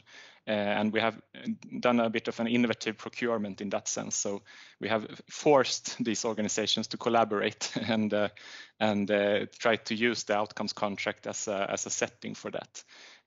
But this will be operational now in the fall. And we have a 4th example, which we have not been involved in really, but which is concerning pre-diabetes care, and the idea, of course, to stop people from ending up with diabetes type 2. This is Region Stockholm and a private provider called Health Integrator, and it's a financial instrument in that sense, which finances this intervention. And so these are the 4, and they're very different examples. And I guess this reflects this explorational phase that we're in right now in Sweden, where we're trying to understand how can this really support the development of our public sector, of our welfare states, and when do we need this instrument, and so on. And I guess from our perspective, it's all about developing and innovating our system. So solving this siloed mentality and siloed organization. And I guess that does not really to the large extent involve private investors, that involves the public sector. They have to adapt and change the system. So we're working quite much with how can we get the national level to support local level and incentivize these kinds of outcomes-based solutions. But then, of course, we also want to see more outcomes-based procurements. And when we do that, then we think that there will be a need for private capital to support private providers who need to be able to wait to get paid after the outcomes eventually happen. So I think there we have the largest need for the private capital. So we see this as like a parallel development where we work quite much with the public sector, and then of course the private capital, as far as we can tell, they are quite ready to invest if there are some opportunities that arises. And I think I would just show one image on the development, because our vision or our thinking about what will happen in the upcoming years is that we will try to establish this national ecosystem where we have national outcomes financing, and we see that as that will be the crucial thing to get in place. Otherwise, we will just do small projects, and it's be very hard to make this scalable. So that is one of our priorities at this point. And when we do that, we get this ability, we hope, to not only finance individual projects, but also finance implementation. So to scale and to disseminate what works well between local authorities, for instance, or between civil sector organizations. So I think that's one of the big question marks at this point. Does the SIB really allow us to scale, or is it just a fancy way of financing projects? And I think the question is still out there in that sense. Yeah, I think I'll stop there. All right, thank you very much for that, Tomas. Also, some very interesting point that I think we can also follow up on later in the discussion. But last, I want to give the word to Hans Henrik. Thank you, Mikkel, and thanks for the invitation. I will just try and share. I have a few slides as well. So your first question was how the market for social impact bonds in Denmark for me was at the current stage. And this fund that I work at, the Social Investment Fund in Denmark, started 2 years ago. When we started, there was 1 or 2 perhaps social impact bonds that have been started in Denmark. Today there's a few more, and then there's the projects that we have started, and I'll show those in a bit.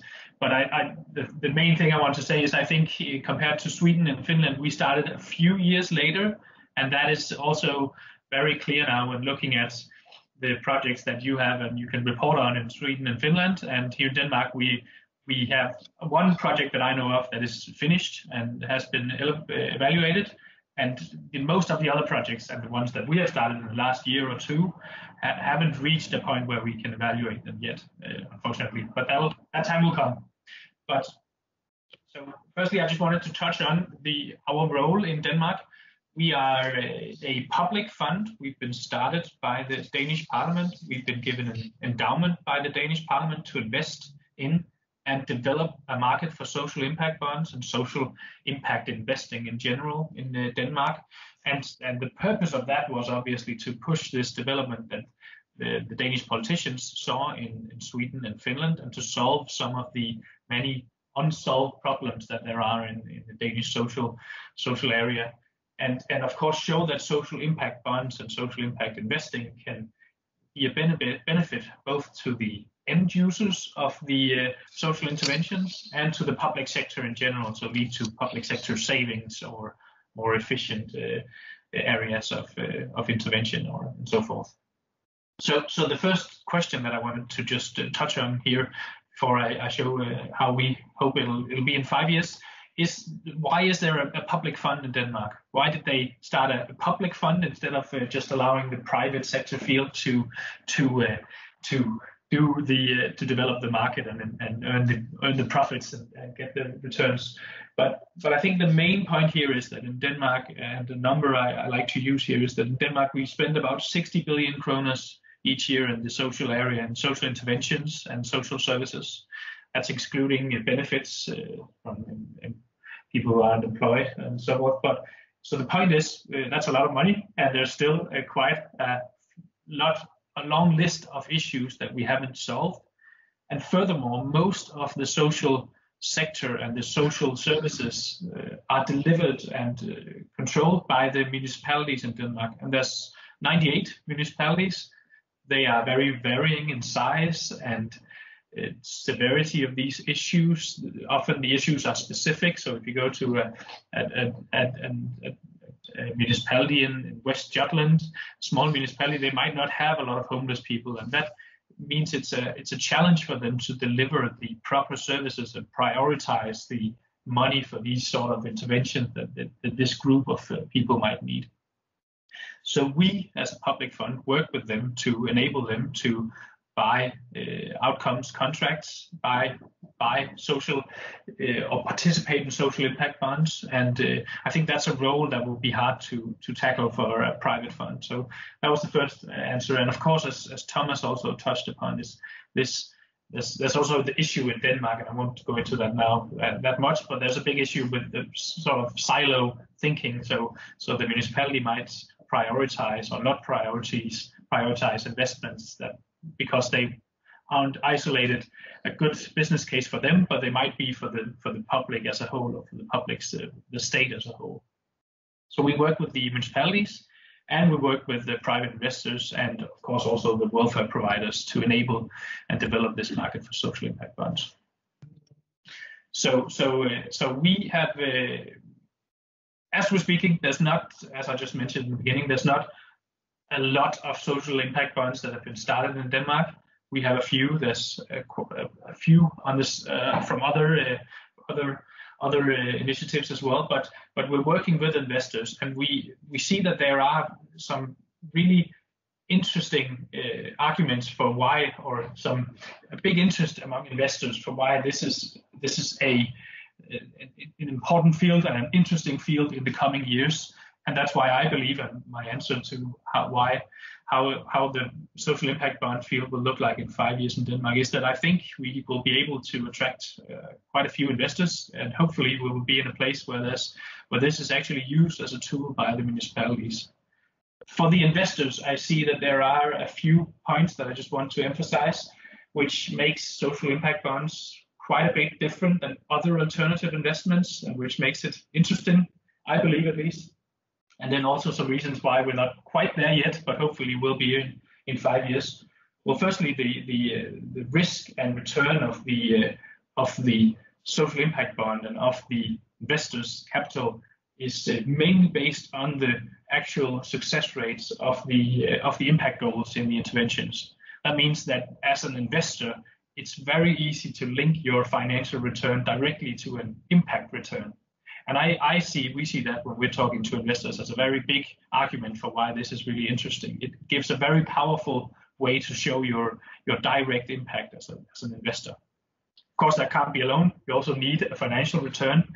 And the biggest issue right now in Denmark is that here we're really lacking. We don't have a track record. We don't have any historical performance for this. But we believe that in 5 years' time, this won't be the same issue or challenge as it is right now.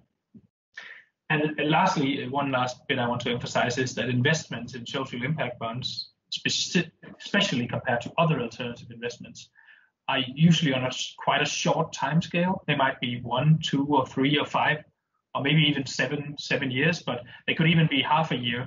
And that's compared to other alternative investment that might run over time scales of 30 years, or 40 years, or 50 years. So in that sense, social impact bonds offer quite a unique opportunity to get a quick or a fairly quick return on investments. Lastly, we have started these 5 investments. So the current investment portfolio we have in the Social Investment Fund in Denmark is, I won't go into detail with them, but I just wanted to show that they are across a wide range of social issues and across a wide range of intervention types. And we hope to show over the coming 3, 4, 5 years that the social impact bond is a tool that can work well in all, or at least most of these areas, and and that it can span both interventions and social problems and also the areas that we invest in. So I think that's all for now. All right. Also, very many interesting points. I think there's a lot of content to build upon. But actually, I want to kick off the discussion with turning back to actually some of the points I saw, or at least I interpreted and heard all of you talking about, which were kind of the challenges that social impact bonds in your countries try to manage or solve. Maybe solve would be a large word, but at least try to manage or talk about. And some of those challenges are, of course, kind of societal challenges, unemployment and health and aging populations and so on. But kind of the capacity to solve those challenges are founded in kind of the capacities of the welfare system. And I heard a lot of words talking about like such as silo thinking or silos. And maybe I want to start with asking actually Mika, because you had a very you presented in the start kind of some of these challenges. Maybe you want to elaborate upon kind of these societal challenges and how does the social impact bond model actually try to manage some of these issues from the perspective of Finland. Can you elaborate upon your perspectives on this? Do I have 1 day or 1.5 days to answer your question? All right. I try to be very brief. Maybe I can raise up two different perspectives. And the first one is that when we are talking about social impact bonds in Finland, we rather talk really about outcomes contracting, which means the way how taxpayers' money is used. That is the most important thing for us, that we really want to challenge the way how our joint money is used. Because as a welfare state, I think that we are too used to use a lot of money in order to run different kind of services without being sure that we can achieve what we want to achieve by running those kind of services. And this is, I think that this is the idea of welfare states, of course, a Nordic welfare state. We want to take care of everyone.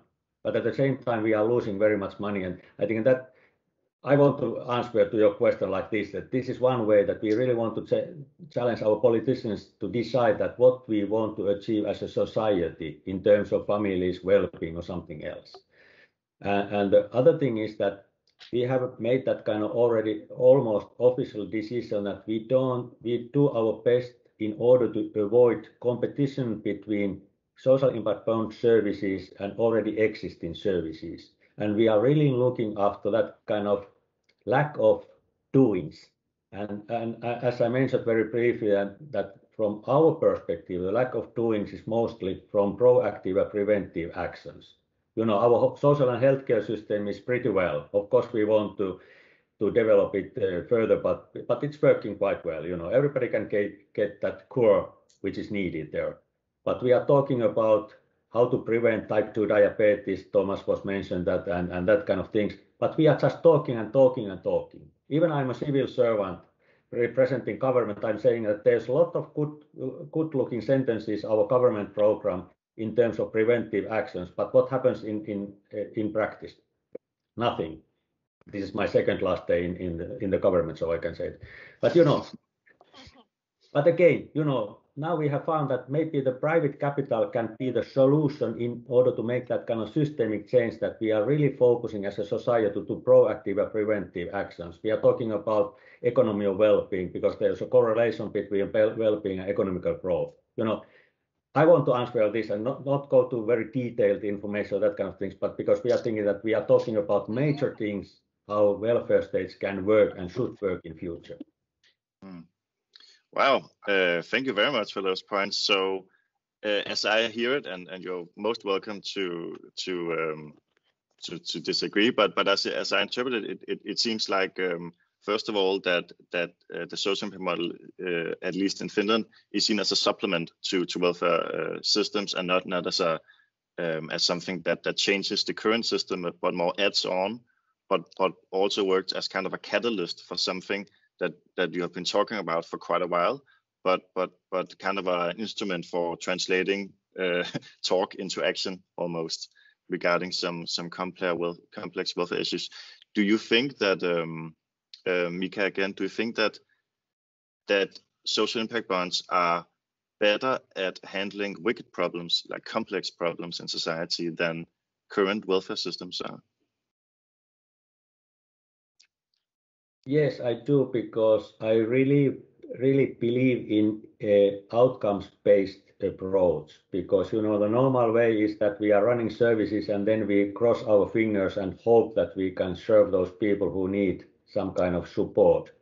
But when we first determine that what we want to achieve and why we want to make that kind of changes happen, why we want to strengthen already existing services or something else, we can be much more sure that we really are able to provide to our society what is needed here, and really that kind of very well fitting services and support to those people who need extra help. So as you mentioned, I mentioned, we really feel that social impact bond agreement structure is just a tool to challenge our existing systems in order to change it by itself. And we really hope that in few years we don't need this kind of structure anymore, because our society is focusing on proactive and preventive action, and everything is going much more well than it seems to be at the moment.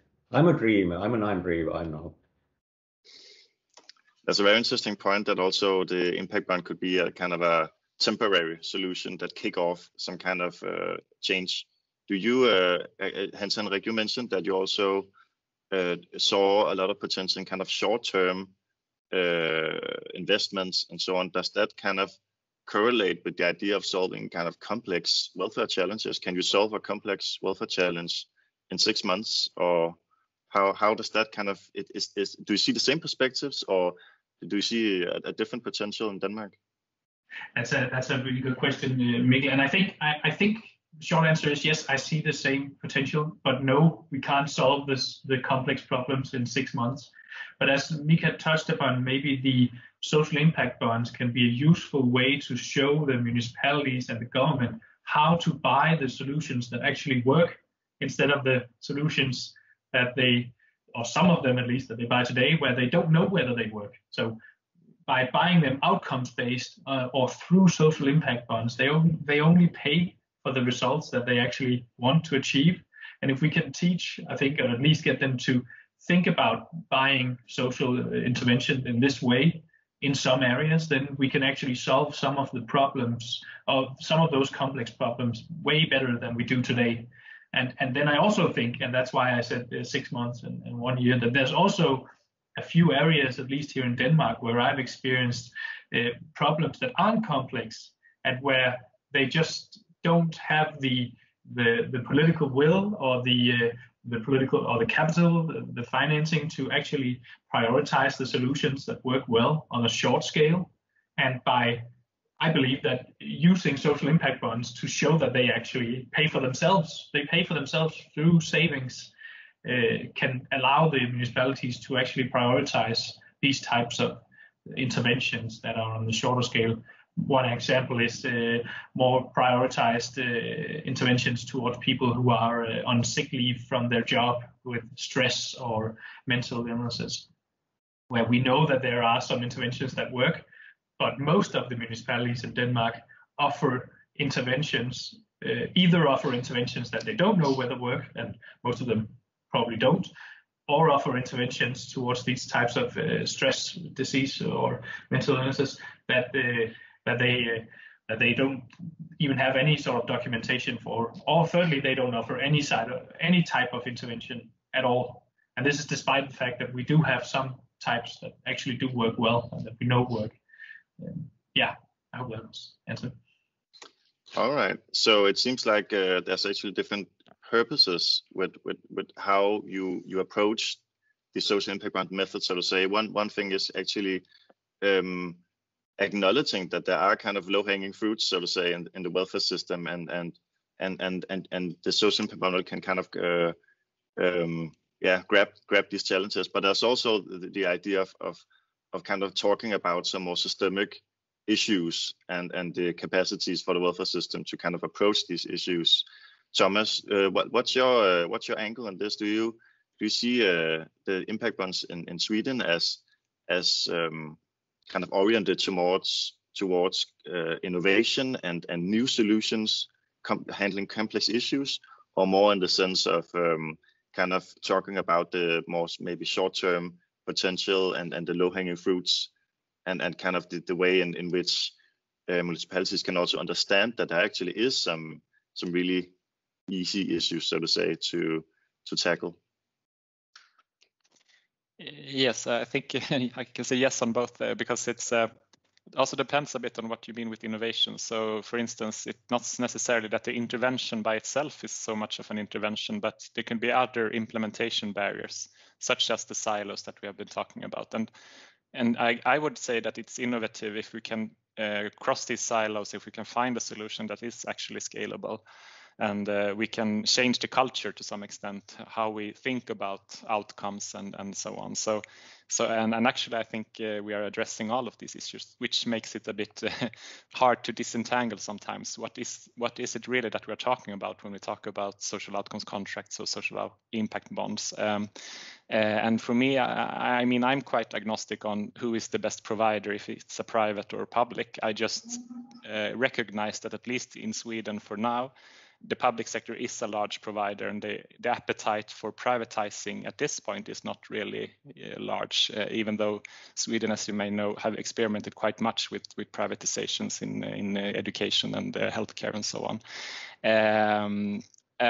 So I think we can use this instrument in different ways. The important thing is that we know what we use it for, in what context, and that we are very transparent on all the assumptions that we make when we are designing these kinds of contracts. So for me, it's one big, line is to use outcomes-based procurement when we want to use private providers, even if it's for preventative services or if it's for other kinds of services. If we think we can use an outcomes-based mechanism, I think we should do that, or we should at least try, because today it seems to be too easy to make money on public sector money for the private sector in many examples, at least in Sweden.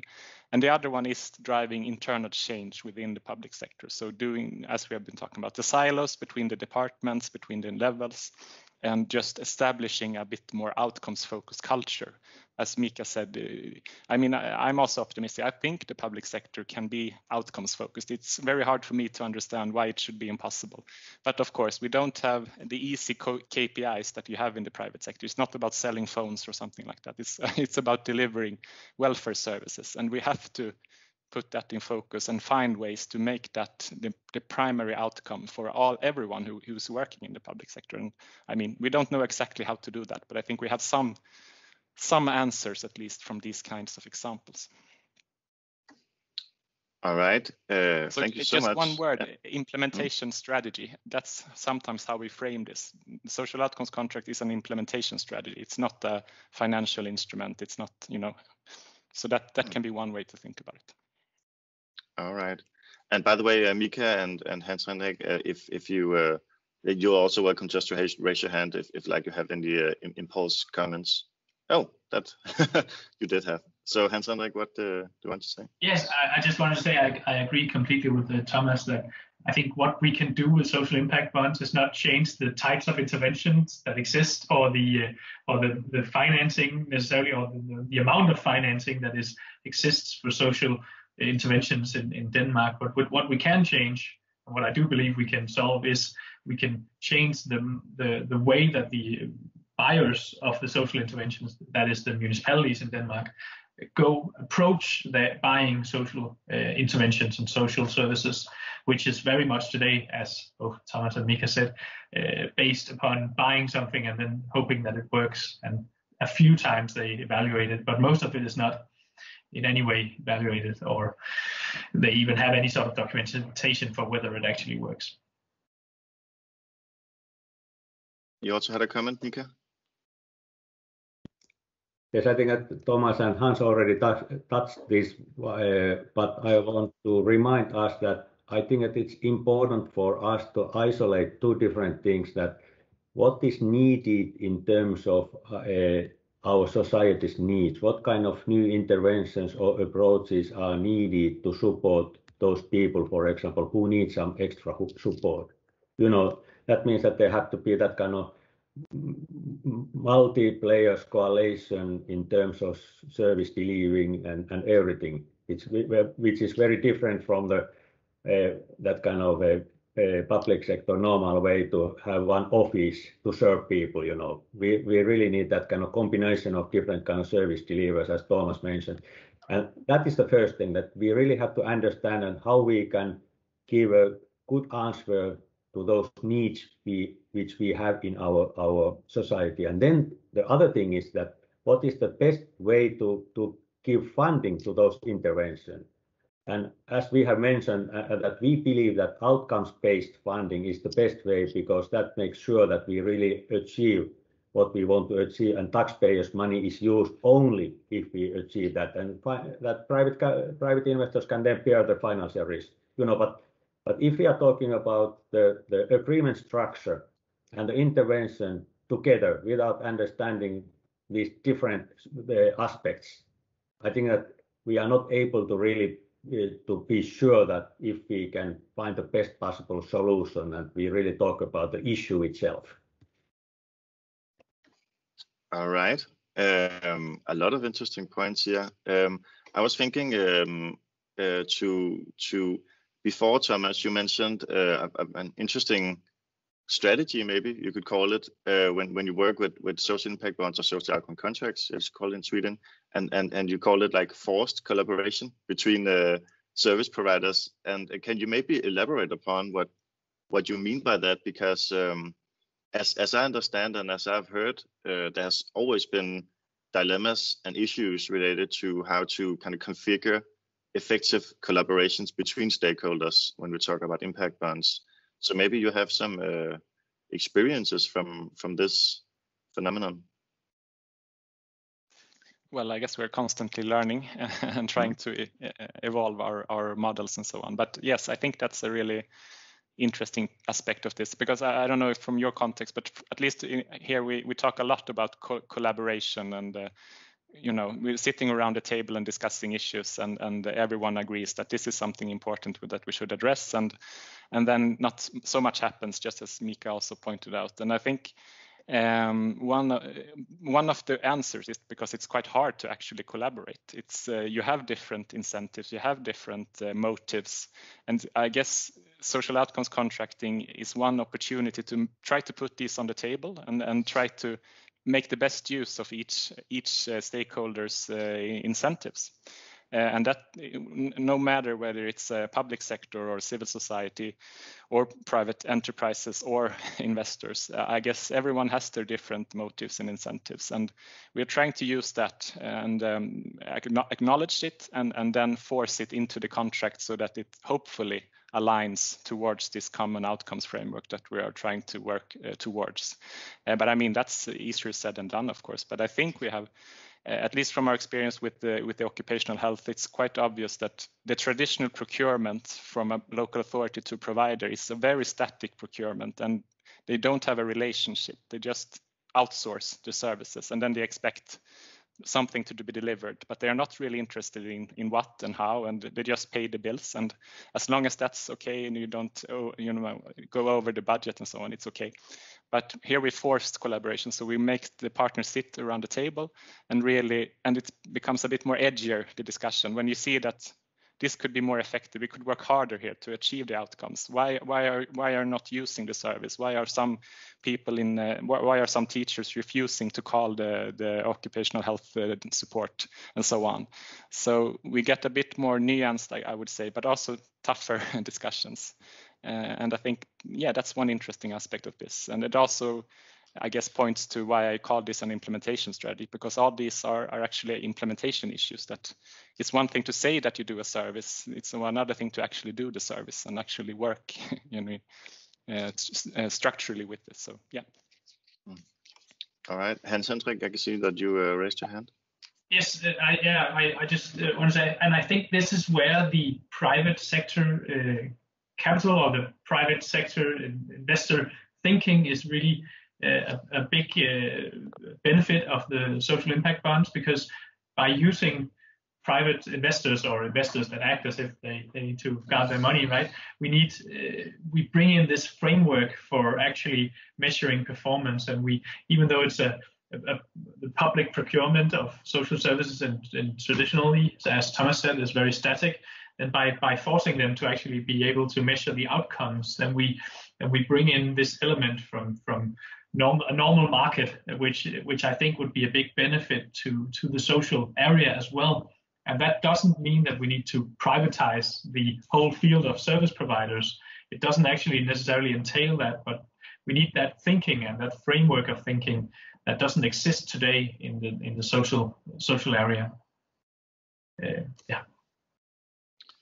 All right.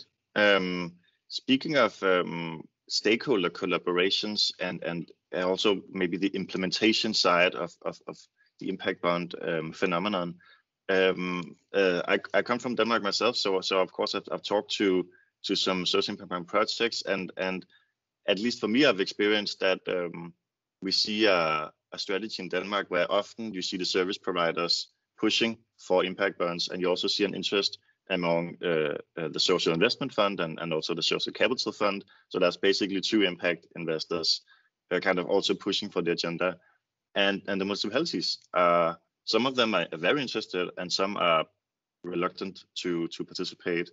And a lot of kind of the discussion has been around how do you convince basically public authorities to kind of like be engaged in it, like, or are they even interested in it? Should they be interested in it? Like, and I think most of the discussions, at least as I've experienced, have been around this thing.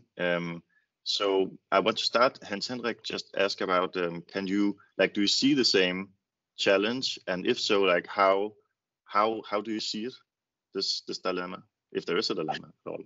Yes, you're very right. I think this is where that's what I wanted to touch on in the second slide I had as well. The biggest role of us as a public fund is we need to educate and allow the municipalities themselves to actually be able to enter into these social impact bonds or social outcomes contracting that they're not maybe able to today. And that's a very big challenge. That's one of probably the biggest challenge that we have today in Denmark, at least. And I think that's something that will take quite a few years to solve or to work on. And I think it's because it's basically a paradigm shift, right? From they're used to buying social interventions on these static procurements when they buy it from private deliverers, and most of the time in Denmark, at least, they just solve the problems by doing it in-house. So they'll have a team doing interventions towards homeless people in the municipality. And even when that's the case, then it's still possible to consider the interventions as being delivered or to change the delivered interventions to being sort of outcomes based. But that takes a while. It's a challenge for us, and we're working very actively with a lot of different municipalities to actually enable this. And I think our hope is that once we show in the next few years that this can actually lead to better results and to savings for the municipalities, then that'll open the door to all the rest of the municipalities that might not be that interested today. So we're very focused on it, and it's something we hope to solve in the coming years. And Thomas, as I understood, there's been a different point of departure in Sweden as how you kind of constructed the social impact bond framework. At least as I understood, it has a more kind of roots in the municipal side, so to say. Have you experienced the same dilemmas of like where's the municipal standpoint in Sweden? Are they the ones kind of promoting the idea? Are they the ones who are reluctant to participate? Where the municipalities in Sweden regarding this?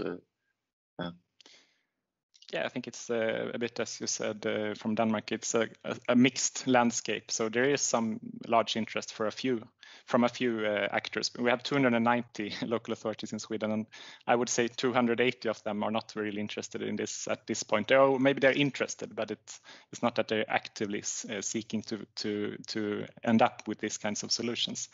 But it's, I guess it's also that, you want to see what happens. You have some brave few in the front and you see if they survive, and then maybe you will also go along this way. So I guess that's one way you can look at it. Not so flattering maybe for the public sector and local authorities, but I guess that's the case. I think, as you said, we have adopted the model to fit, I would have to say, for local governments, what they think about this, and they are not really interested in private money. And I think I saw one comment here in the chat that if we want money, we can borrow with 0 interest rate. Why would you have to share outcomes payments with investors? And I guess that also reflects that they are not really they are not so mature when it comes to assessing risks and understanding necessarily what is risk sharing and so on.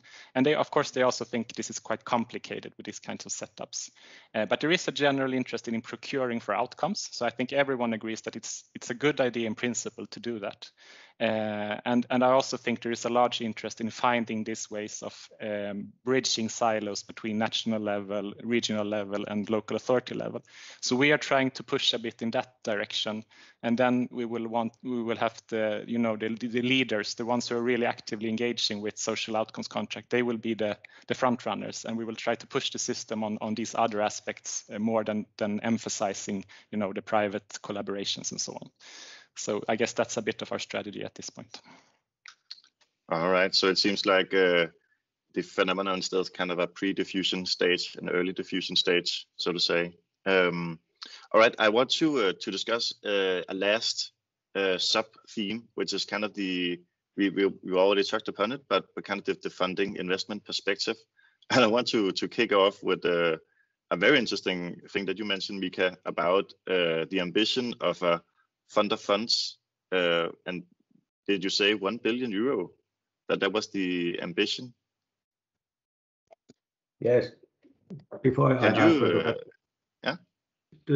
before I answer that, I want to once more highlight the importance of the public sector when we are talking about social impact bonds, because we are really focusing on public sector. Public sector has to understand why outcomes contracting and SIB model should be used and what that means in practice in terms of using taxpayers' money. And that means also a very big difference if the government is borrowing money from the bank and then we don't achieve what we want to achieve. We as a taxpayer, that money has to be paid back to the bank, and we as a taxpayers, we are losing that money. Nothing has achieved. So it's a very different story to borrow money and use as a tax money compared to to use the private capital there.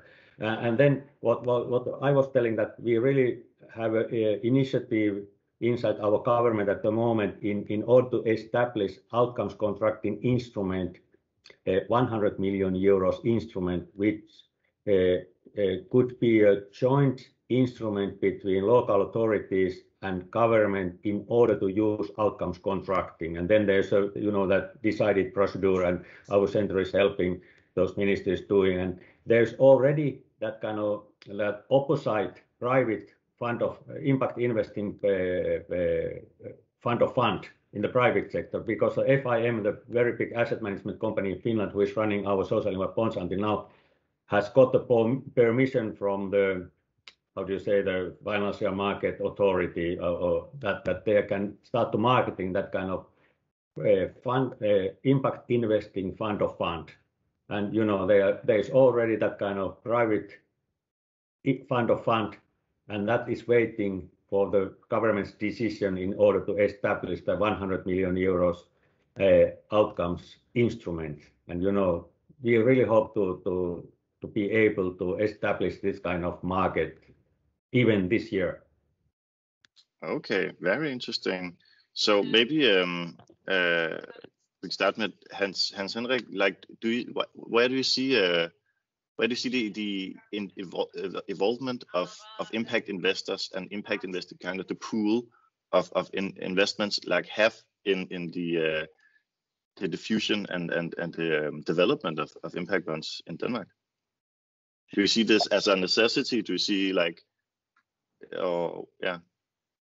Well, I think that my answer will be along the lines of what Mika said. Our hope is that we can show today with this with the endowment that we've been given that this can work, and that it can work better in some areas in Denmark than what they've usually done so far has how that's worked. And the goal is, of course, to then be able to say, okay, if we expanded this up to something bigger or to something in specific areas where we could actually maybe solve some problems or solve them much better than we do today, well, then that would obviously require more funding or more will from both the central government and the municipalities. If we show now that it works and that it can deliver those results, then hopefully we can convince the politicians in a few years' time to set up, for instance, the type of outcome funds that Mika is also talking about. Another solution could be that we can attract private capital, and by showing with the forerunners of the municipalities that this works, then convince most of the other municipalities to also set up these types of social outcomes contracts and social outcomes impact bonds to actually solve these issues. So we haven't decided exactly how our long-term strategy, exactly what the specific investment tool or impact tool should be yet, but we hope to decide on that in the next year, and then suggest something to the politicians so that they can work on that and hopefully scale it up to a bigger solution and actually solve some issues long term. All right. So it seems like there's a lot of initiatives going on, but also a lot of uncertainty about like what's happening the next few years, so to say, because there's a lot of ideas and a lot of developments at the moment, but there's also maybe need for more evidence around what works and how does it work, and how can we build on those experiences to kind of shape the future. So I want to have a quick, I can see Mika is raising his hand. Sorry, I have one so-called idea. Yeah. Because we are coming really from rich Nordic countries, and I think that we don't really have a lack of money in our countries. So should we really ask the question that the most important thing is to decide how that money is allocated, how is the already existing money is used, rather than ask that we need more money to our market? Because I'm a little bit worried of if we are saying that we need more and more and more money, because the budget of our governments are already huge. You know, it's more the question how that money is allocated and how we can modify and develop the way how the money is used. I don't know if you agree or not, but I think that is also a very, very crucial question. It's a very interesting point. I think also Henrik talked about kind of the idea that impact bonds could showcase how money is used, so to say, maybe more effectively, or like there's a communication side of the impact bond model as well, that can be used as a catalyst maybe for delivering new interventions and new services. We are running a little bit out of time regarding the discussion, but I want to kind of finish it by taking a short round where I will ask all of you, and just one at a time, of course, to answer the following question. If we want to establish, and again, I guess we want to, but you can also challenge that assumption, but if we want to establish a Nordic impact bond ecosystem, what would be the 3 things we need to do in the next 5 years? And maybe Mika would start with just an impulse answer about that. Maybe you had already done some reflections about this, I guess. Yeah, I don't know, but you know that once again, wise people are thinking and I'm talking. Yeah. Okay. I think that what we really should do together is to work with our public sector in order to get those people to understand what outcomes-based approach means in practice. And if we are able to do that, we are really creating a huge market for impact investors. And as you mentioned in your question, that it's a question of the whole ecosystem. That means that we also have to support impact-driven business to grow. But if from outcomes contracting point of view, if we are really able to convince our public sector that really creates a great market for a lot of good things, sustainable things. All right, thank you. And Thomas, do you also have some perspectives around this question? Well, I think I really agree with what Mika said. So, I mean, yeah, to focus on the public sector understanding, I think that's crucial for us. And I guess the scope, of course, has to be decided to some extent by the decision makers, the politicians. How large do they want to make this tool, if you say so? It could be applied potentially with the whole sustainability field, also, I guess, in climate actions and so on, to find these incentive models where we try, as I said, force stakeholders to work together towards reducing CO2 emissions, for instance. So I mean that's really a strategic decision. But yeah, if we can use this as a tool for achieving this outcomes culture, and then I think we should be open for experimentation with to involve private capital, to work entirely with public risk sharing. And so on. I think we should be really open for different setups to showcase that this is not a set model. It's as I said, it's an implementation strategy. All right. So we have some political willingness. Maybe we have some experimentation, and we have some how do you call it, like collaboration or integration with kind of the framework of the welfare state and kind of a coordination with those institutions. Henrik, do you have do you agree with those perspectives, or do you have some other perspectives around this? Well, I do agree, but just not to be boring and say that I agree, I'll also give another perspective. I think in Denmark, specifically at the stage we're at right now, another thing that's really important is to establish a proper track record for these sorts of investments, to show that they can deliver better results, both for the public sector, but also for the actual citizens that are in the interventions. And I think that's necessary right now in Denmark. So we're very focused on that, of course. And then, as both Mika and Thomas said, the political willingness to actually bet on this is something that we're going to have to work on. And the education of the municipalities, or the making sure that they know how to buy impact investments in social services is also crucial, I think, for the next few years. All right. Thank you very much for those answers. We are a bit over time regarding discussion, but I didn't want to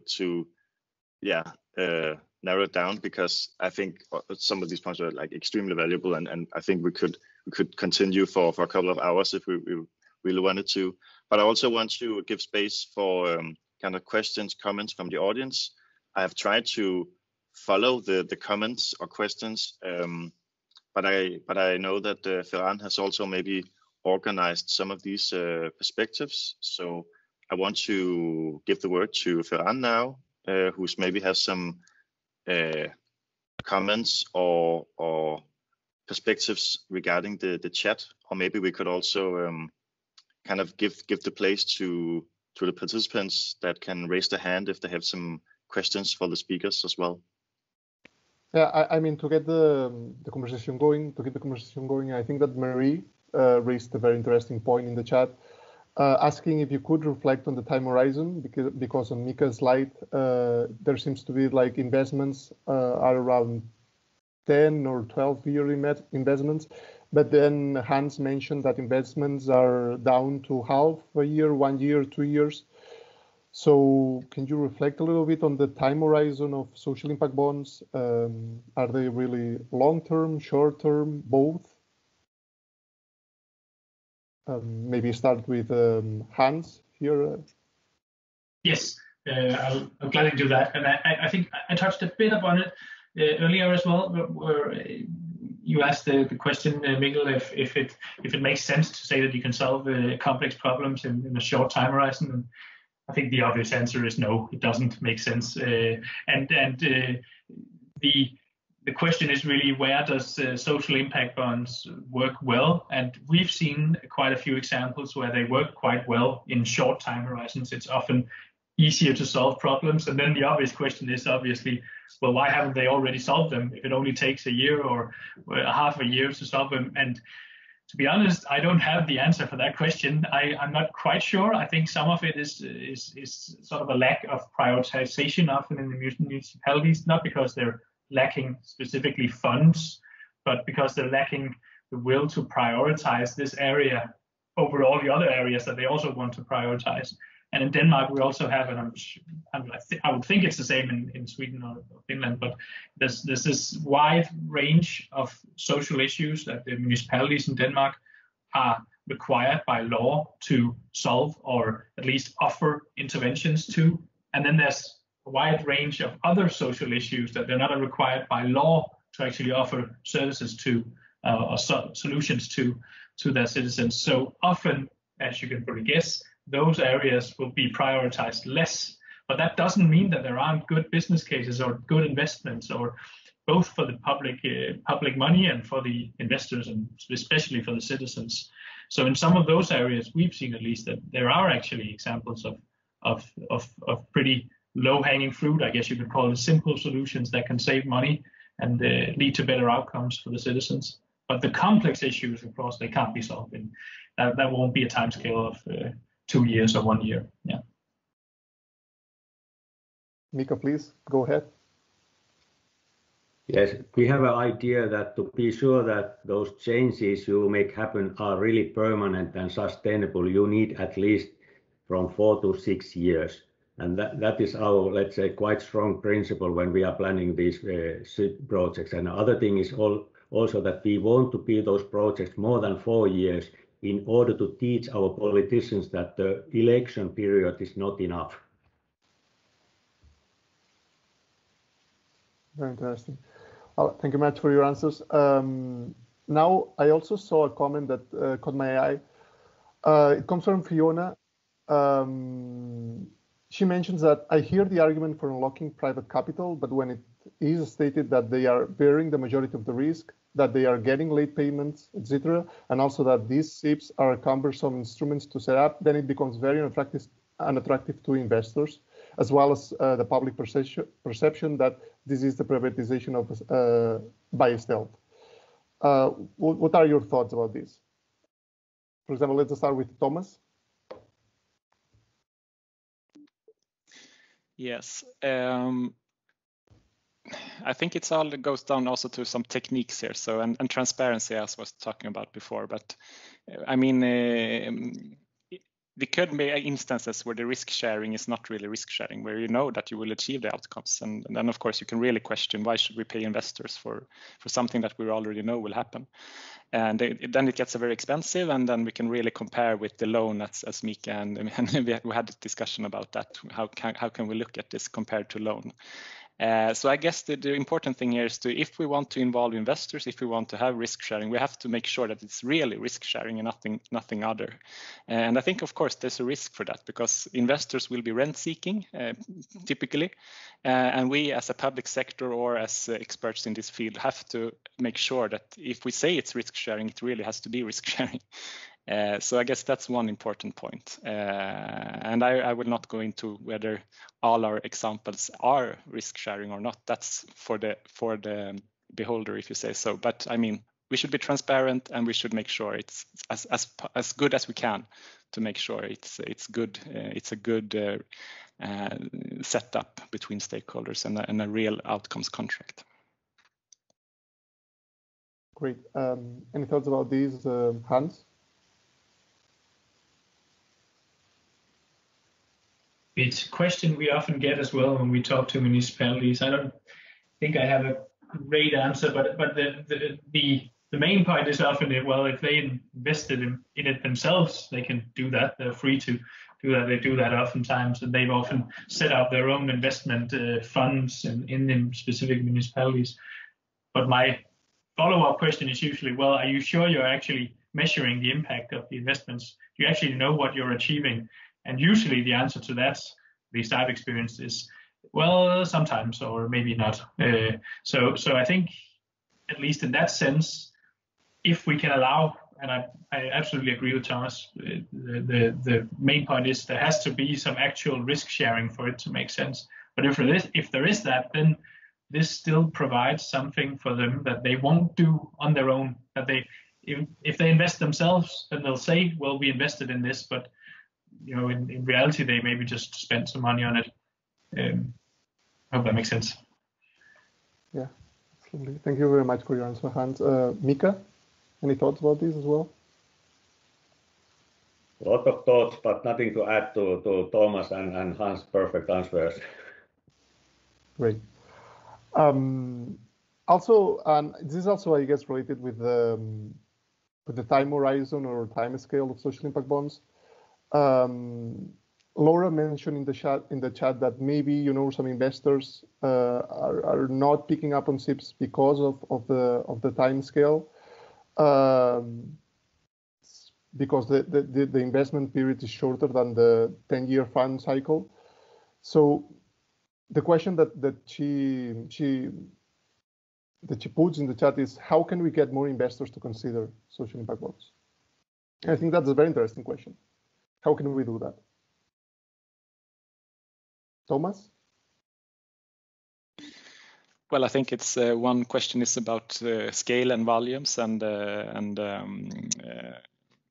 costs associated with setting up these kinds of structures and so on. And I see this is a drive for finding the very scalable solutions, which is easy to invest in and which allows for different kinds of institutional capital and so on to enter this field. And I mean, I'm not sure if that's the most important way to go, because that really depends on some issues that we've been discussing here previously. How to what extent do we need large volume social impact bonds? But I mean, in some cases, I think it will be interesting, and I think it will be interesting to mix infrastructure investment with social investment and to find those kinds of combined instruments, maybe, because that will also be a way to attract larger capital and find this good balance between risk and reward, if you say so.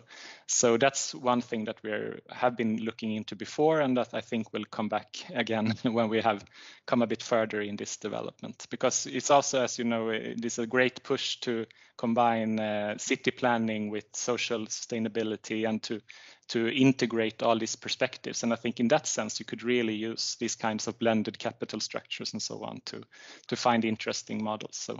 But I think maybe we should be a bit more mature and know a bit more about what we're doing before we enter those kinds of large volume financial instruments. Mika, go ahead. I know that Thomas knows that this is one of my favorite comments, that we are always saying that these structures are so expensive.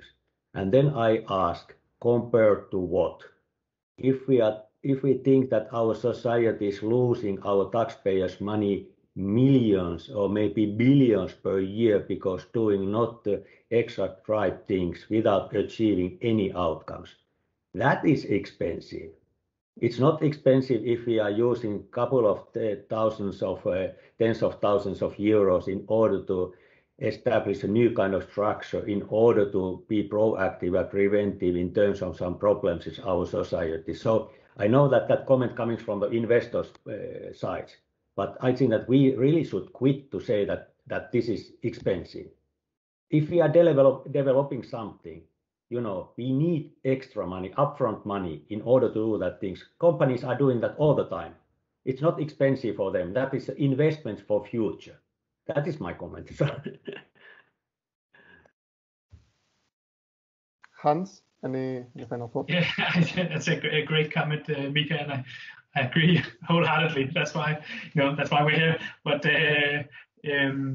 I just want to say I don't think there's anything theoretically against, or there's anything against setting up a 10-year fund with a proper scale and a proper time horizon that is interesting for investors. But of course, right now, practically, it's hard to do that today or tomorrow, because, well, what track record would that be based on? What expected financial return would that be forecasted to have? And all those things are hard to answer, at least here in Denmark, now that we haven't seen that many proper results yet. But I think it's certainly possible in the long run. The question is, of course, is it the proper way to do it? I'm not sure yet, but I don't think there's anything against actually doing it in a way that investors would be interested.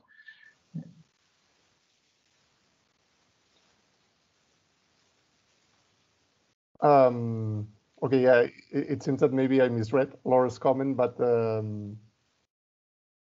well, I think that the interactions that we got from that were great. So yeah, does anyone has any other comment that maybe if he or she wants to raise their hands, and maybe you can ask, maybe you can leave like some seconds here for someone to raise their hand and ask something.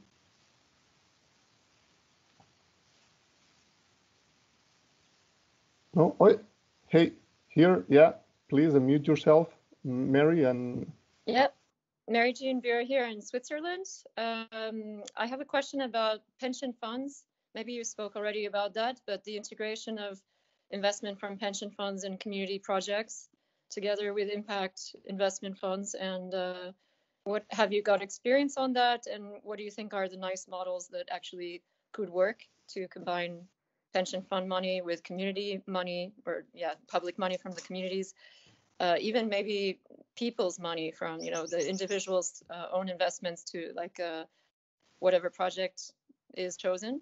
And I would love to see like a future where actually people can even vote on the projects that they want to invest in their community, and then the pension fund would support it or something like that, and maybe outcome-based investments as well.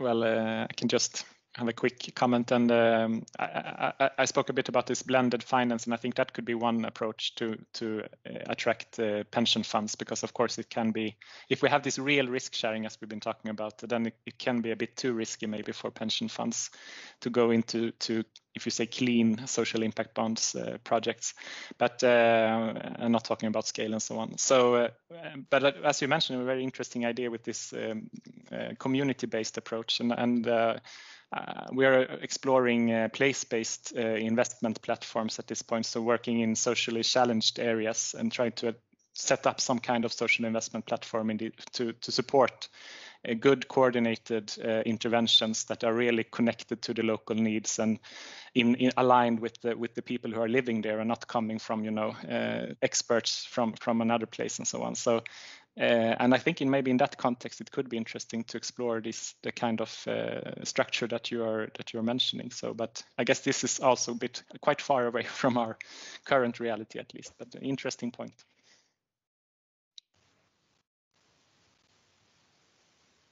Hans, go ahead. Yes, it's not that we have any realized examples of pension funds, because as Thomas said, I think one of the big challenges is the risk element of the social impact bonds is often a bit higher than what pension funds would accept. What we have also talked about with a few partners is something along the lines of the blended finance models that Thomas mentioned, where I mentioned this specific project with homeless people earlier, where one of the issues is that the housing for them doesn't actually exist, or there isn't enough of it.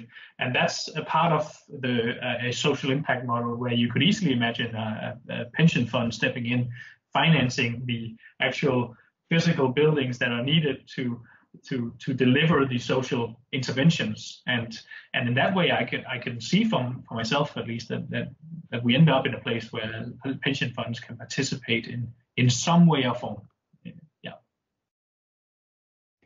Okay, if I may perhaps step in here, Mikkel and Ferran and Mika, Hans and Thomas, thank you very much for a great session. I learned a lot. I was lurking in the back, jumping a little bit between sessions, but getting a lot of your presentations.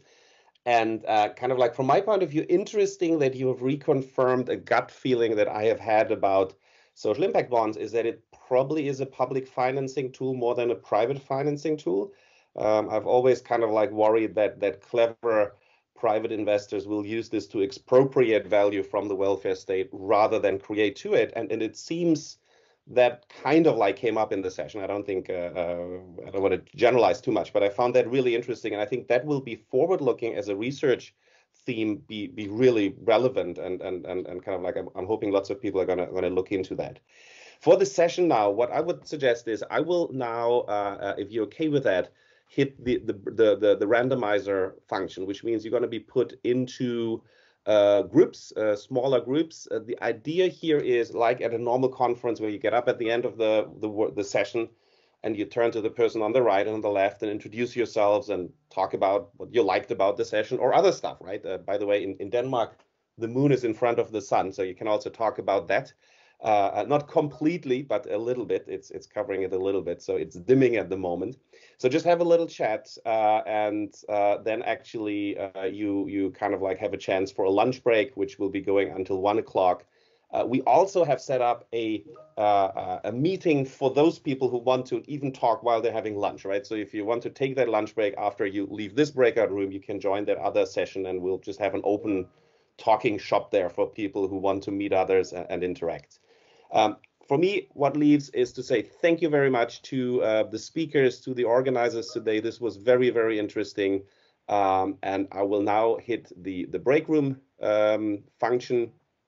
And then I hope that you're going to enjoy the rest of the conference. We'll be starting at 1 o'clock again. And if you have trouble with the links, I will post the link into the chat room right away now, so that you can also find the next sessions if you do not yet have the links that are required for that. So once again, thank you very much. And I'm going to hit the open rooms now. So very slowly, you should be getting out of the main room and being automatically booked in there. Just hang on, be patient. It usually happens automatically if I did everything right. Okay, see already the first people vanishing from my screen here. So I guess you'll be in the rooms in pretty soon. Okay, still says opening. Okay, now I see Mikkel leaving. The others are leaving. Okay, it's working as it should be. Perfect.